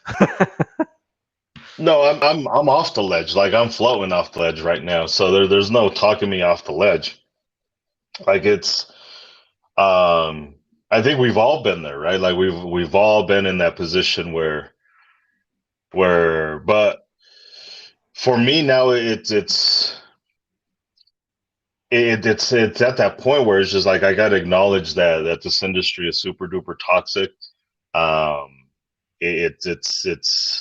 It's time to do something different. I'm now actively looking for somebody to buy guns for everyone, whether it just be my chunk or all of it together. Like it's that the talking off the ledge was nobody was going to stop this shit. Because here's the other thing is when we talk about business, right? If we are going to talk about business, we would not accept this from any other industry. Like we would not accept this shit in any other industry. What we would say is surround yourself by people who are better than you. Surround yourself with people who are going to help you succeed. You do not become better if you're hanging around with the same crowd every single time. We would not accept this from any other industry, but for whatever reason in this industry, and I've been bitching about this for a very long time. If Pincus holds another fucking 2A rally, guess who's going to talk? Maj is going to talk. Kevin Dixie's going to talk. Argo J is going to talk. It's like I could give you the same 10 fucking people every single fucking time, right? When you go to USCCA Expo in October, you know who the fucking main people are going to be? The same fucking people every single fucking time. Like nothing changes at all in any way, shape, or form. And I think that's the problem, is this industry just has this fucking revolving door of all the fucking same time over and over and over again. I know my place in the industry, which is you fucking shut the fuck up, you go to the corner because you say shit that's fucking bonkers. Dude, like we hang out with Pincus and he didn't even invite me for the second time around. Like we fucking go to his house and even he was like, nah, we're not gonna do this shit again. Like not with you. So even our own friends are like, nah, we're not even gonna pretend to fucking have you out again. So I know my place in the industry, and I don't say that in a negative way. Like everybody thinks like it's just this emotional thing. Like, no, I've just learned to accept where I'm at. Like I am resigned to the idea of where I belong in the gun industry. And I also know the value that I have in this gun industry. And that's part of the frustration, is that there's, like you mentioned, there might be a million other people kind of in slightly exaggerating on that number, obviously, but a ton of other people that deserve recognition, but because it's the same revolving fucking door, nobody will ever give that person recognition. Adam Winch, you didn't mention fucking Adam Winch in this shit. Probably one of the fucking best instructors in this entire fucking industry that will never get the recognition that he probably deserves because of the way this industry is, right? Because this industry doesn't have the balls or the courage to change and evolve. And okay, well, so let me just jump outside the industry for just a minute. Let's talk about somebody who I think has no talent, but is one of the biggest stars within their industry that there is, which is Cardi B. Okay. Why is Cardi B who she is, as opposed to there are a ton of better artists out there, female rappers that are better than her? Why is she at the top? So that's more of a society issue, right? Than an industry issue. Maybe there's your answer though. Yeah, but like that's fine, right? But this industry has not learned how to captivate that. The music industry has already understood people are stupid. They like stupid stuff. I make fun of my wife because of this, because she watches the same show is just rebranded, right? Because it works, right? Let's get a cop show that talks about raping women every fucking episode. But let's just call it SVU this time instead of fucking Miami or New York. Like it's the same fucking show, the same fucking episodes over and over and over and over again. It's just people are retarded. And they're going to watch the same fucking show over and over and over and over again. So like those industries have already acknowledged that people are stupid, and they already acknowledge how they're going to do it. The problem with the gun industry is they haven't learned how to capture that culture. So we've already learned that just because you're Mexican doesn't mean you're going to captivate that culture. Just because you're black, you're not going to captivate that culture. Just because you're a sexy fucking gun bunny, you're going to captivate a culture. You get eyes for a split second, but then the people are going to turn you off, or they're going to turn you off. Cardi B, as fucking shitty as she is, to a large extent, you have to give her credit for understanding how stupid people are and doing that. Another person that does this fucking phenomenal is Tekashi 69. Fucking garbage, right? He's a fucking rat. He's a piece of shit. And he will actively tell you, I do this shit because I know what the fuck you like. So what he does, his game is I'm going to start shit with everyone. I'm going to call like fucking fight with everyone. And you're going to like it. You're going to fucking love it. This fucker is a snitch. He's a piece of shit. Came out of fucking jail, did a fucking record, fucking blew up, right? He made fucking millions of dollars, even though he's a piece of shit. And he told people, you think I'm a piece of shit, yet I'm still here because you love this shit. Like you're gravitating around it. And the gun community, I don't suggest to go that toxic, right? It's already toxic enough. It just hasn't learned how to really captivate a culture of TikTok and shit like that. So it hasn't learned how to be entertaining enough, compassionate enough, understanding enough. What the gun community does is you see a Mexican, fuck him, he needs to be in Mexico anyways. When they see a Democrat, they say, fuck you, we don't want your business. And then everybody in the gun community is like, yay. Like, we don't capture that culture. So Phoenix Ammo, which we met, he was another one that said, let's work together and never did. Like, he pulls out a post that says, fuck Democrats, if you voted for Biden, fuck you, and go kill yourself, essentially. And everybody was like, yeah, fuck yeah, like that's awesome. Well, you're not going to captivate an entire fucking demographic by saying, go fuck off, you fucking piece of shit.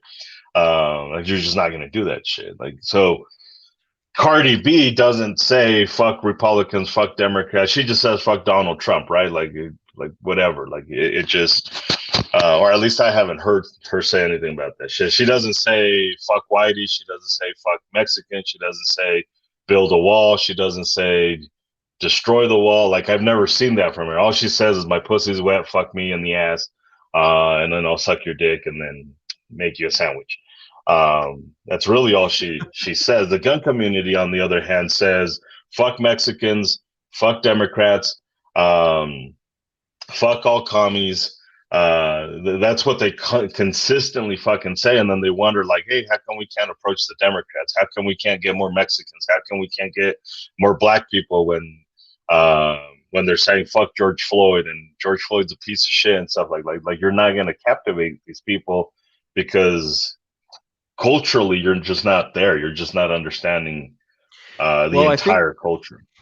Yeah, and I think the idea here, I think the problem is that the object of the gun and the skill with the gun is so closely tied to a political issue, and it's really hard for people to separate those two and to have an open conversation without getting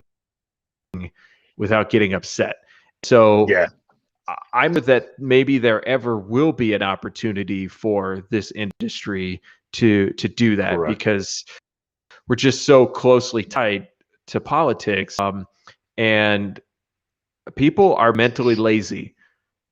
People are mentally lazy. So maybe that's why Cardi B can be successful, because people are mentally lazy. They'll listen to that. It feeds a part of it. You can't participate at a meaningful level in this and expect to expand the culture and reach more people if you're going to be mentally lazy.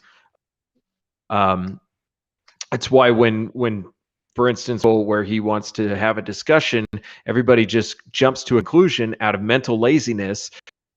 Correct. That is completely non-productive. I mean, when Sodini said that down in the same room with Moms Demand Action, that because he knew where people automatically go. Correct. In their head with that. Correct. He knows what he's doing. He knows why he's long-term mission in his head. He has a strategy he's trying to implement, a genuine openness to try to solve problems. And he knows, man, as soon as I say this, man, I'm putting my entire reputation on the line just by saying that I talk to these people. Not even going to tell you what the content of the conversation was, because you don't even want to hear that, you know? And so how do we get past that? Well, if our culture is sick and lazy, how are we going to get past it?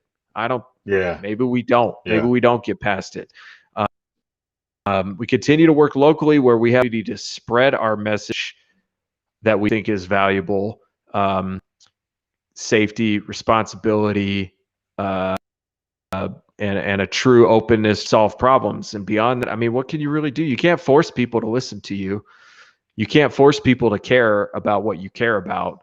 And if our entire culture is just dying slowly, I mean, man, it's depressing as hell to think about. I need to do some mushrooms and get a good get refresh my perspective on life, because I've been getting real down lately. Like I was sitting there, I was brushing my teeth, and I'm looking in the mirror, and I'm like, man, I look like shit. I need to get shaved, and you know, I need to clean up. I got a class coming up. I need to take care of myself. And I'm looking in the mirror. I'm like, why?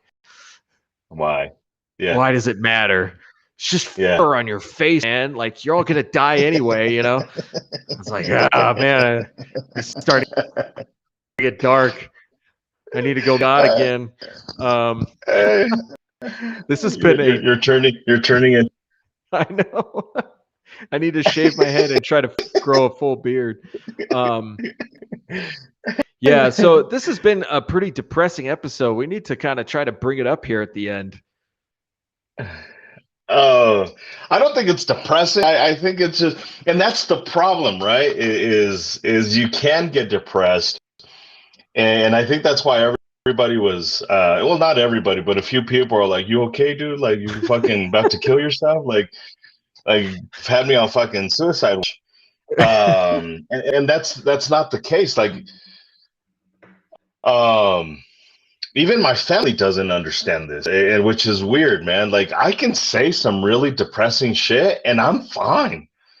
Like, I am 100% okay. I can say I hate life, and that I'm just ready to fucking die. But inside, I'm just happy. Like, I'm just like, I'm good. Like, I'm just voicing what I want.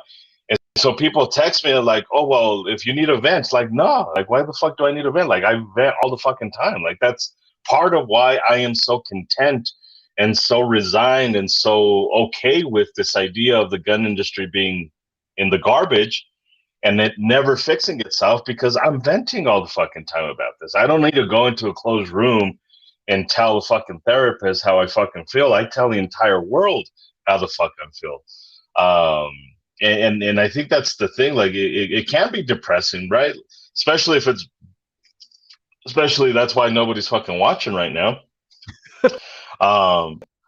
Especially if you're new to this fucking industry, and then you're like, oh shit, that's not true, because that's the other problem, right? Most of the people that are in the gun industry are kind of like teenagers. You like my oldest, she's especially on the stage. She's fucking about to turn. She's just turned 19, so her last year being a fucking teenager, but she's in that mode of like, she knows everything. Like, no, that's not the way it is. Like, no, bitch, like, shit doesn't change. Like, I'm 36 fucking years old. Like, the pattern is the fucking same for anybody. Like, I don't give a fuck how old you are. The pattern is the fucking same. Get your shit together and don't put yourself in sketchy fucking situations, and then be a fucking better human, right? Like, you don't have to follow my pattern, but like, you have to be a decent fucking human being. But she's in that stage of like, you know, like, fucking, she knows everything. And that's where the gun community is like stuck at. Like, at fucking 17 years of age, is this fucking mode of like, nope.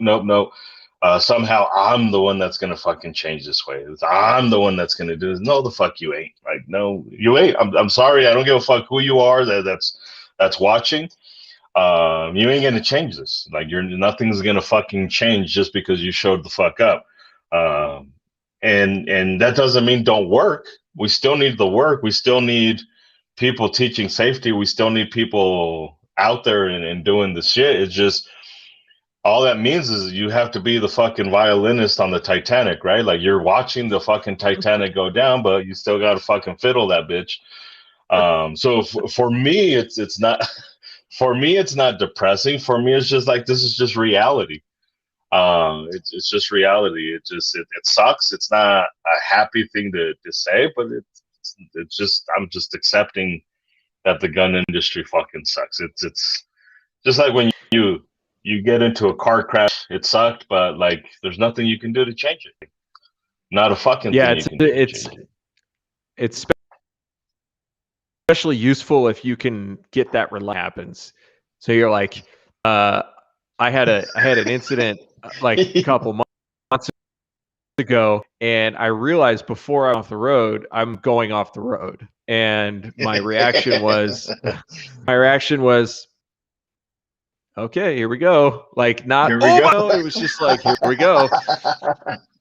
And that gave me enough awareness to not get stuck. Like I was I could more honestly assess the situation. Like, okay, here's my risk analysis. There's a chance I'm going to blow a tire, knock a wheel off, or otherwise damage my steering, and I won't be able to drive out of this. But until that happens, I'm going to keep trying to drive out of this, and I'm not giving myself a chance to win here, even though I'm about to lose, right? And I can do this more in my own personal life than I can in my professional life. In my professional life, I'm much more prone to the like, oh my God, I'm gonna die, you know. In my personal life, it's more like, okay, here's a shitty situation, here's my options. Let's just try to take the least shitty option right here, you know, and be far more happy and content with that than maybe people around me who are freaking out about it. But it takes a lot of experience, I think, to get there. And if you don't have the like, that's not the first time I've gone off the road. You know, that's not the first time I've lost control in the snow, and I've been in this territory before. So it's cool. I can accept the outcome here. In my life, it's not the first shitty situation I've been in. It's not the first major problem I've had to deal with in my family.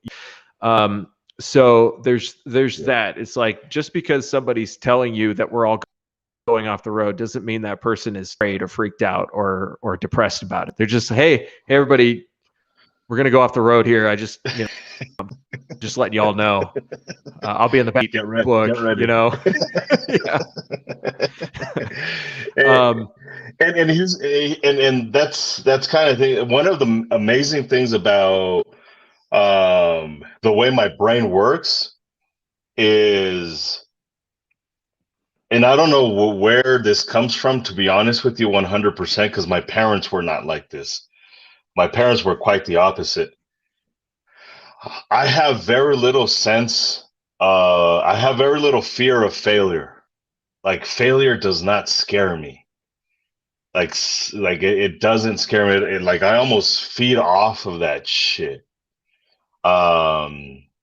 I was telling poor dude Derek, I just met him for the first time Saturday. He came from Albuquerque. He came in and I started talking shit to him almost instantly.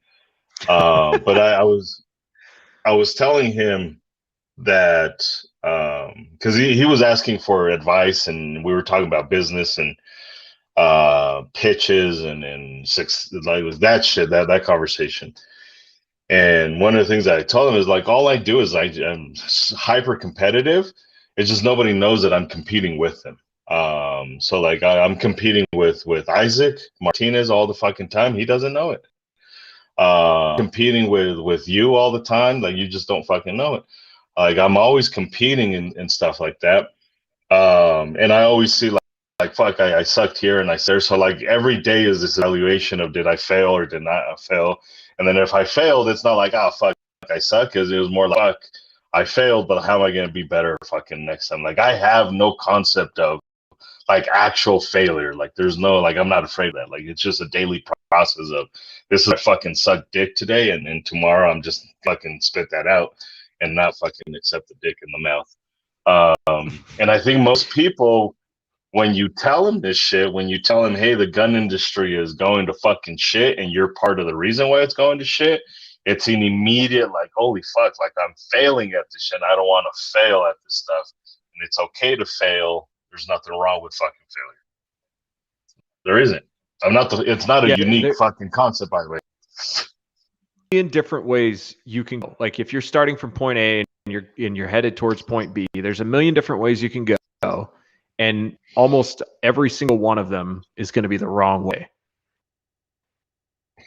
So you can either stay where you are and not do any of those wrong things, or you can start moving Correct. you can fail and then correct, but you're not going to move forward if you have zero risk tolerance. If you have zero Correct. failure tolerance, you're not going to move forward. And I could say that all day Correct. long, but actually doing it is a completely different thing. But it doesn't change that it's true. I do want to thank and acknowledge our people in the chats tonight. Gun Websites has been over on YouTube, unfortunately. DJ Play Nice over too. This whole stream tonight has been a mess because of technology. We're only seeing the Facebook comments in the stream tonight, but that's okay. I want to thank everybody for showing up. Mike, very much. I love having Mike and Greg. It's a lot of fun. And Zach, thanks for showing up. Jojo said that he was tired of being on YouTube by himself, and then he showed up over here on Facebook.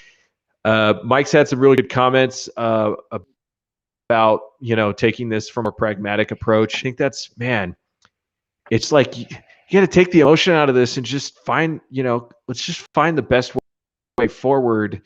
Be okay with calling each other out as long as we're doing it honestly. Let's try to find where our flaws are and let's fix them.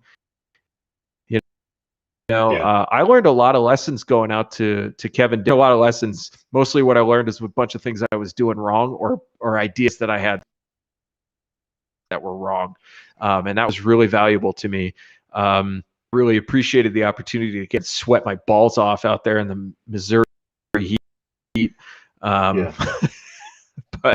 and I genuinely like hanging out with the guys that I met there and the guys that I already knew. It was, but I think there's more we need to. There's a bigger picture there that we need to acknowledge. There's more things we need to see. One of the best from going out to these things is all the things that aren't working, which sounds terrible. Yeah. But in the context of what we're talking about, it's good news as long as you apply the lessons that you've learned, or at least don't make the same mistake again. Well, I didn't even stay for the whole event, so I couldn't even tell you how good the event was or how shitty the event was. Because I was not invited to the event, and so I didn't even see that shit. Yeah, if you want Edgar to show up somewhere, you really got to let him know you want him there, because otherwise he's just going to assume you hate him. So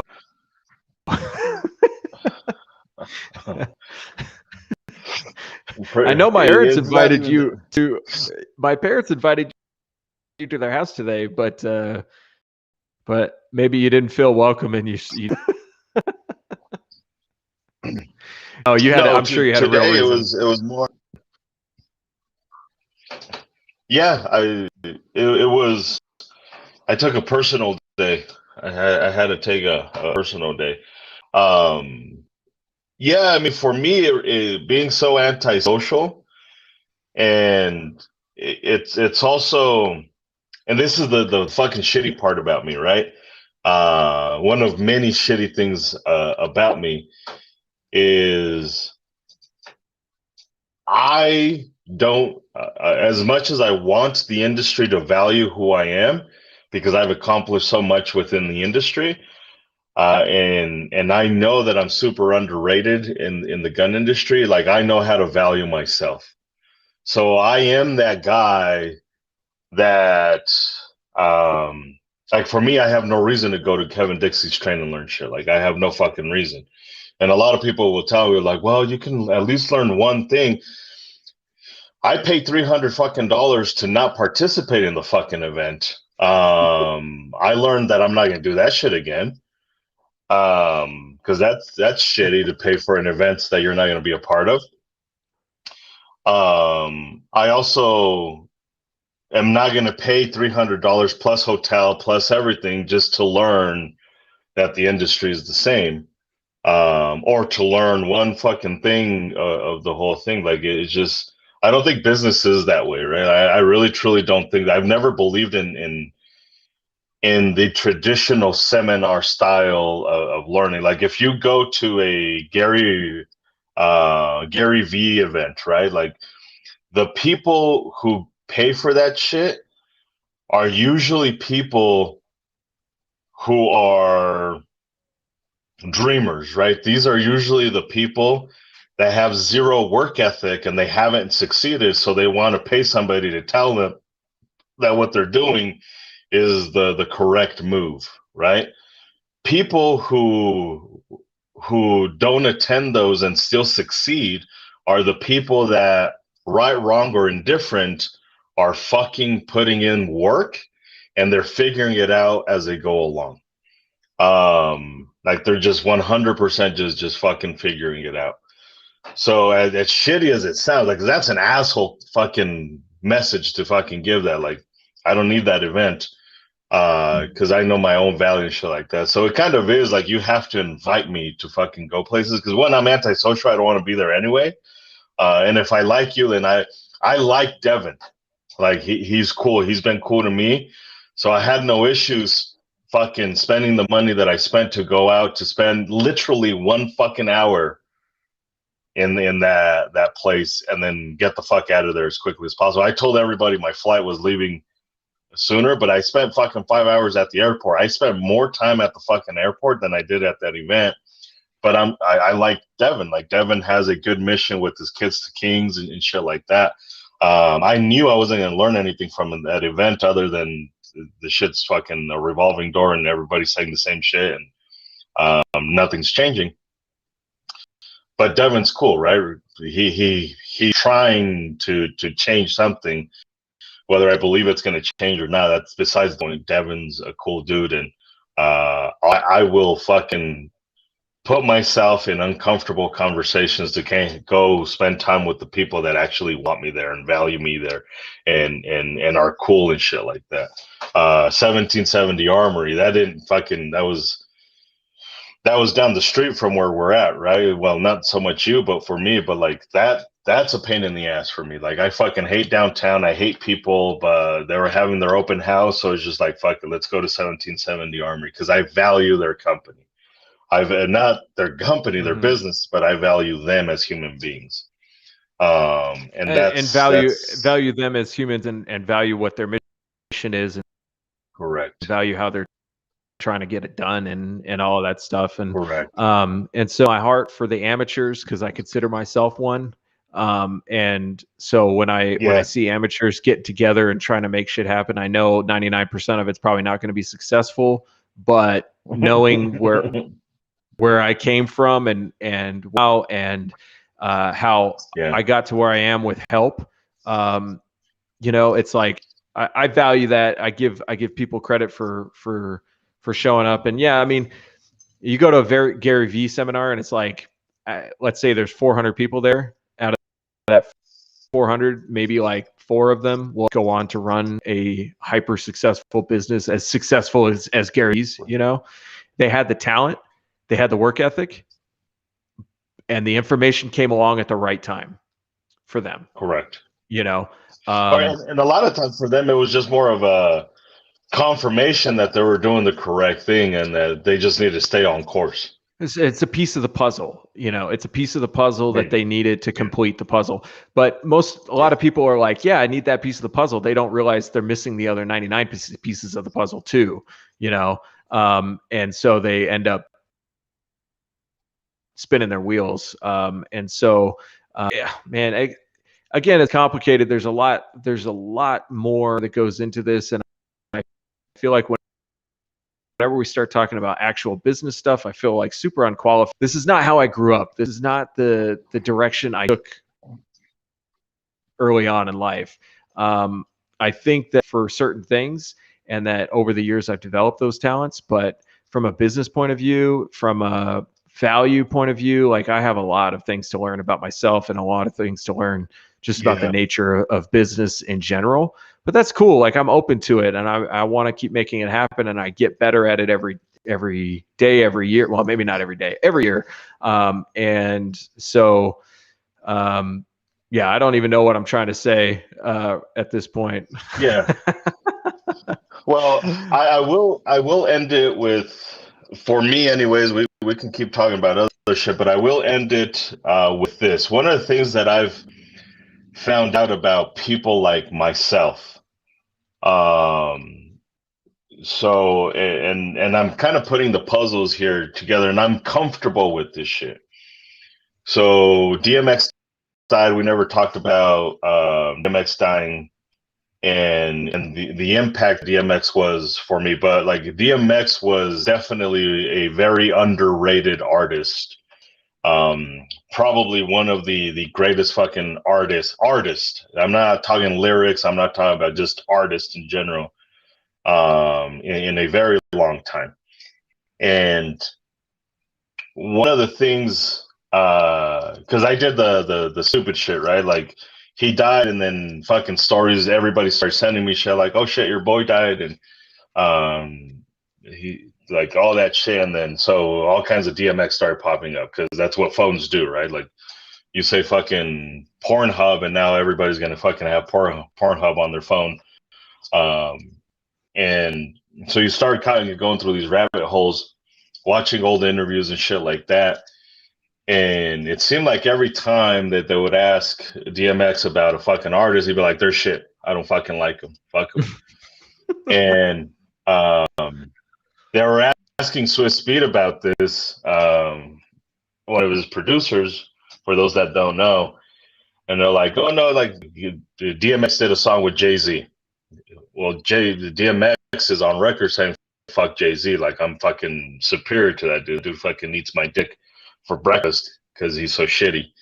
But yeah, he's doing a song with him, and he was cool with him and shit like that.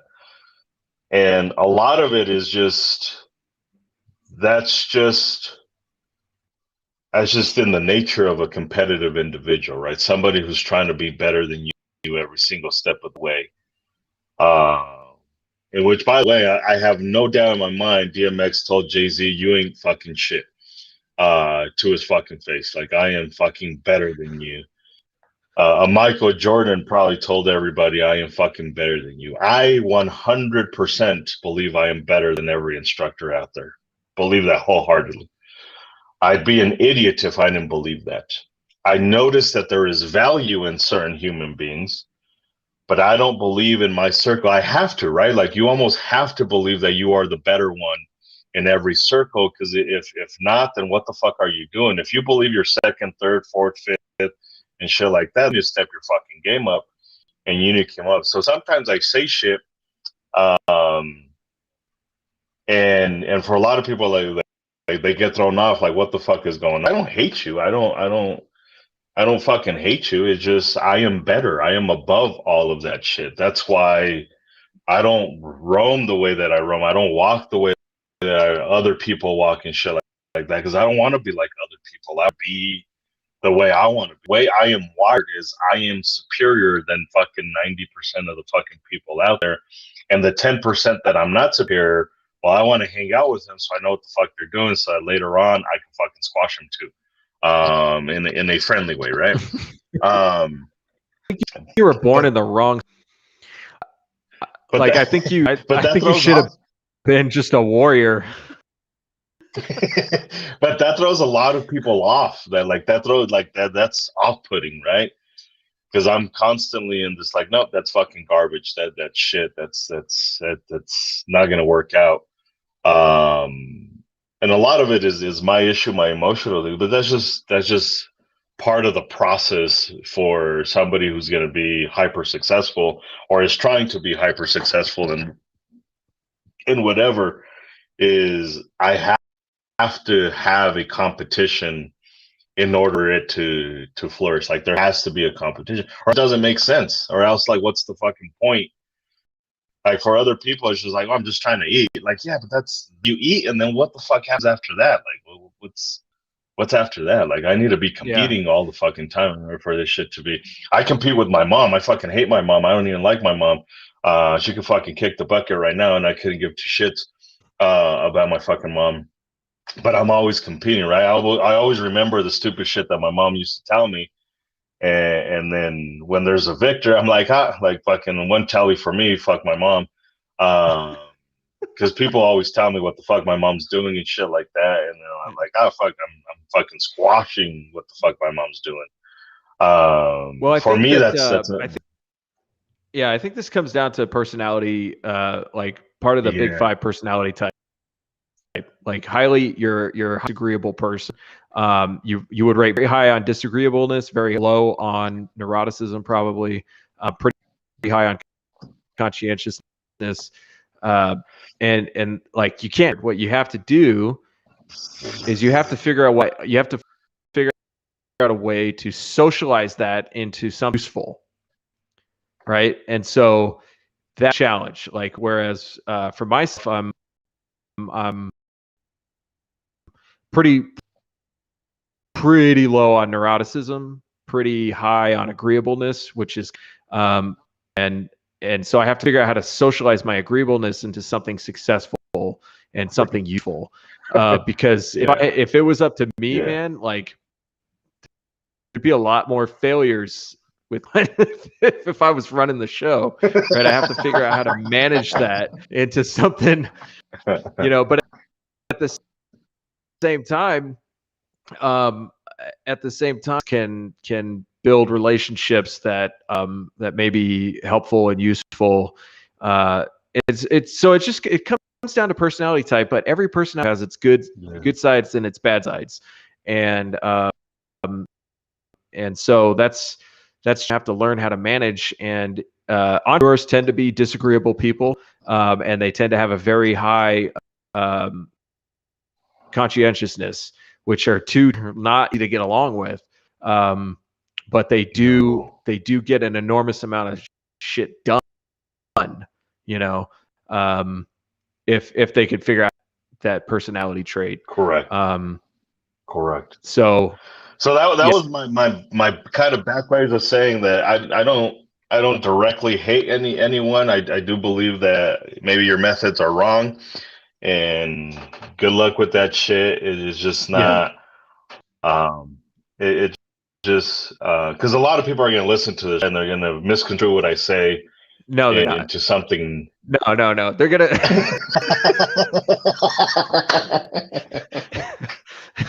No, they're not gonna misconstrue it at all. They're either gonna like take a second and like maybe try to apply it in something useful, or they're gonna be like, "Fuck this guy, man! I don't need him." and I move on either way. Because this is something that I've learned when dealing with you and people like you. I'm so agreeable that like when people are when you're talking to me, I am changing your words in my head to make them not be what they are, because I can't even believe that you would say something like that. My agreeableness is changing the content of your words so that I can somehow accept what you're saying, and I've had to learn, like, no, dude, just listen to what he's saying, because what he's saying exactly what he means. And then I have to take that and be like, okay, well, what am I going to do with that then? Correct. Correct. And so when you say people misconstrue what you said, like, no, the only way they're going to misconstrue it is like maybe try to make excuses for you why they still want to be your friend after what you just said, and where I have learned that is like, no, you need people in your life who are going to tell you the truth as far as they see it, no matter what they say. That is, as long as it's a genuine truth coming from a genuine place, a sincere place, then it's got value. Whether or not it's that's something to work out on your own. Like, are you really better than all the other instructors out there? Well, we're going to have to test it to know for sure, right? Correct. I know you believe it. I know where you're coming from when you say it. That doesn't necessarily make it true, but I do have to take that on its face value, Correct. And I have to put it in the context of all the other things I know about you. Correct. Right? But the place where you're coming from, we all need better. You think you're better than me? You gotta earn that. You gotta earn that you think you're better than me. You can't just say you're better than me. You gotta earn. So but like agreeable that like my brain just goes through all these like gymnastics to make everything okay, and Like that's gotten me into a lot of trouble in my life for just not accepting the reality of the situation. Yeah. But it's all part of a learning process. I mean, as much as people might disagree with you, like we all got to just take a second and look at ourselves and be just like, well, where am I messing up? I could point out other people's flaws all day long, but where am I wrong? Correct. What could I do better? Correct. And if I were to be as competitive as you are, I could probably improve a lot of things about my life that are not getting improved, you know? Yeah. And yeah, so people, I look at myself and I like, okay, that was a screw up. You could do better there. That guy's really good at that. How do I get to be as good as that? But it's not about that other person at all. It's only about me. Was growing up, I had to be around people who were better than I was, and I had no desire to beat them. I just wanted to be better at what I did, you know. Yeah. That means I sucked at a lot for a long time. But my competition was with myself, and I think that's been used when I have a problem. I am dedicated to solving that problem as much as I possibly can. It has nothing to do with any other people, you know. Yeah. Well, shit. We're at fucking 2.5 hours. Yeah. Even with the technical difficulties, we got this done. Yeah. Hopefully next time everything's going to be a lot better. I appreciate the few people that kind of hung out for the entire thing. We should be back next week. Hopefully we're working on getting Devin on so he can say his piece about what happened and how he's seen it. I think overall he did a good job holding the event.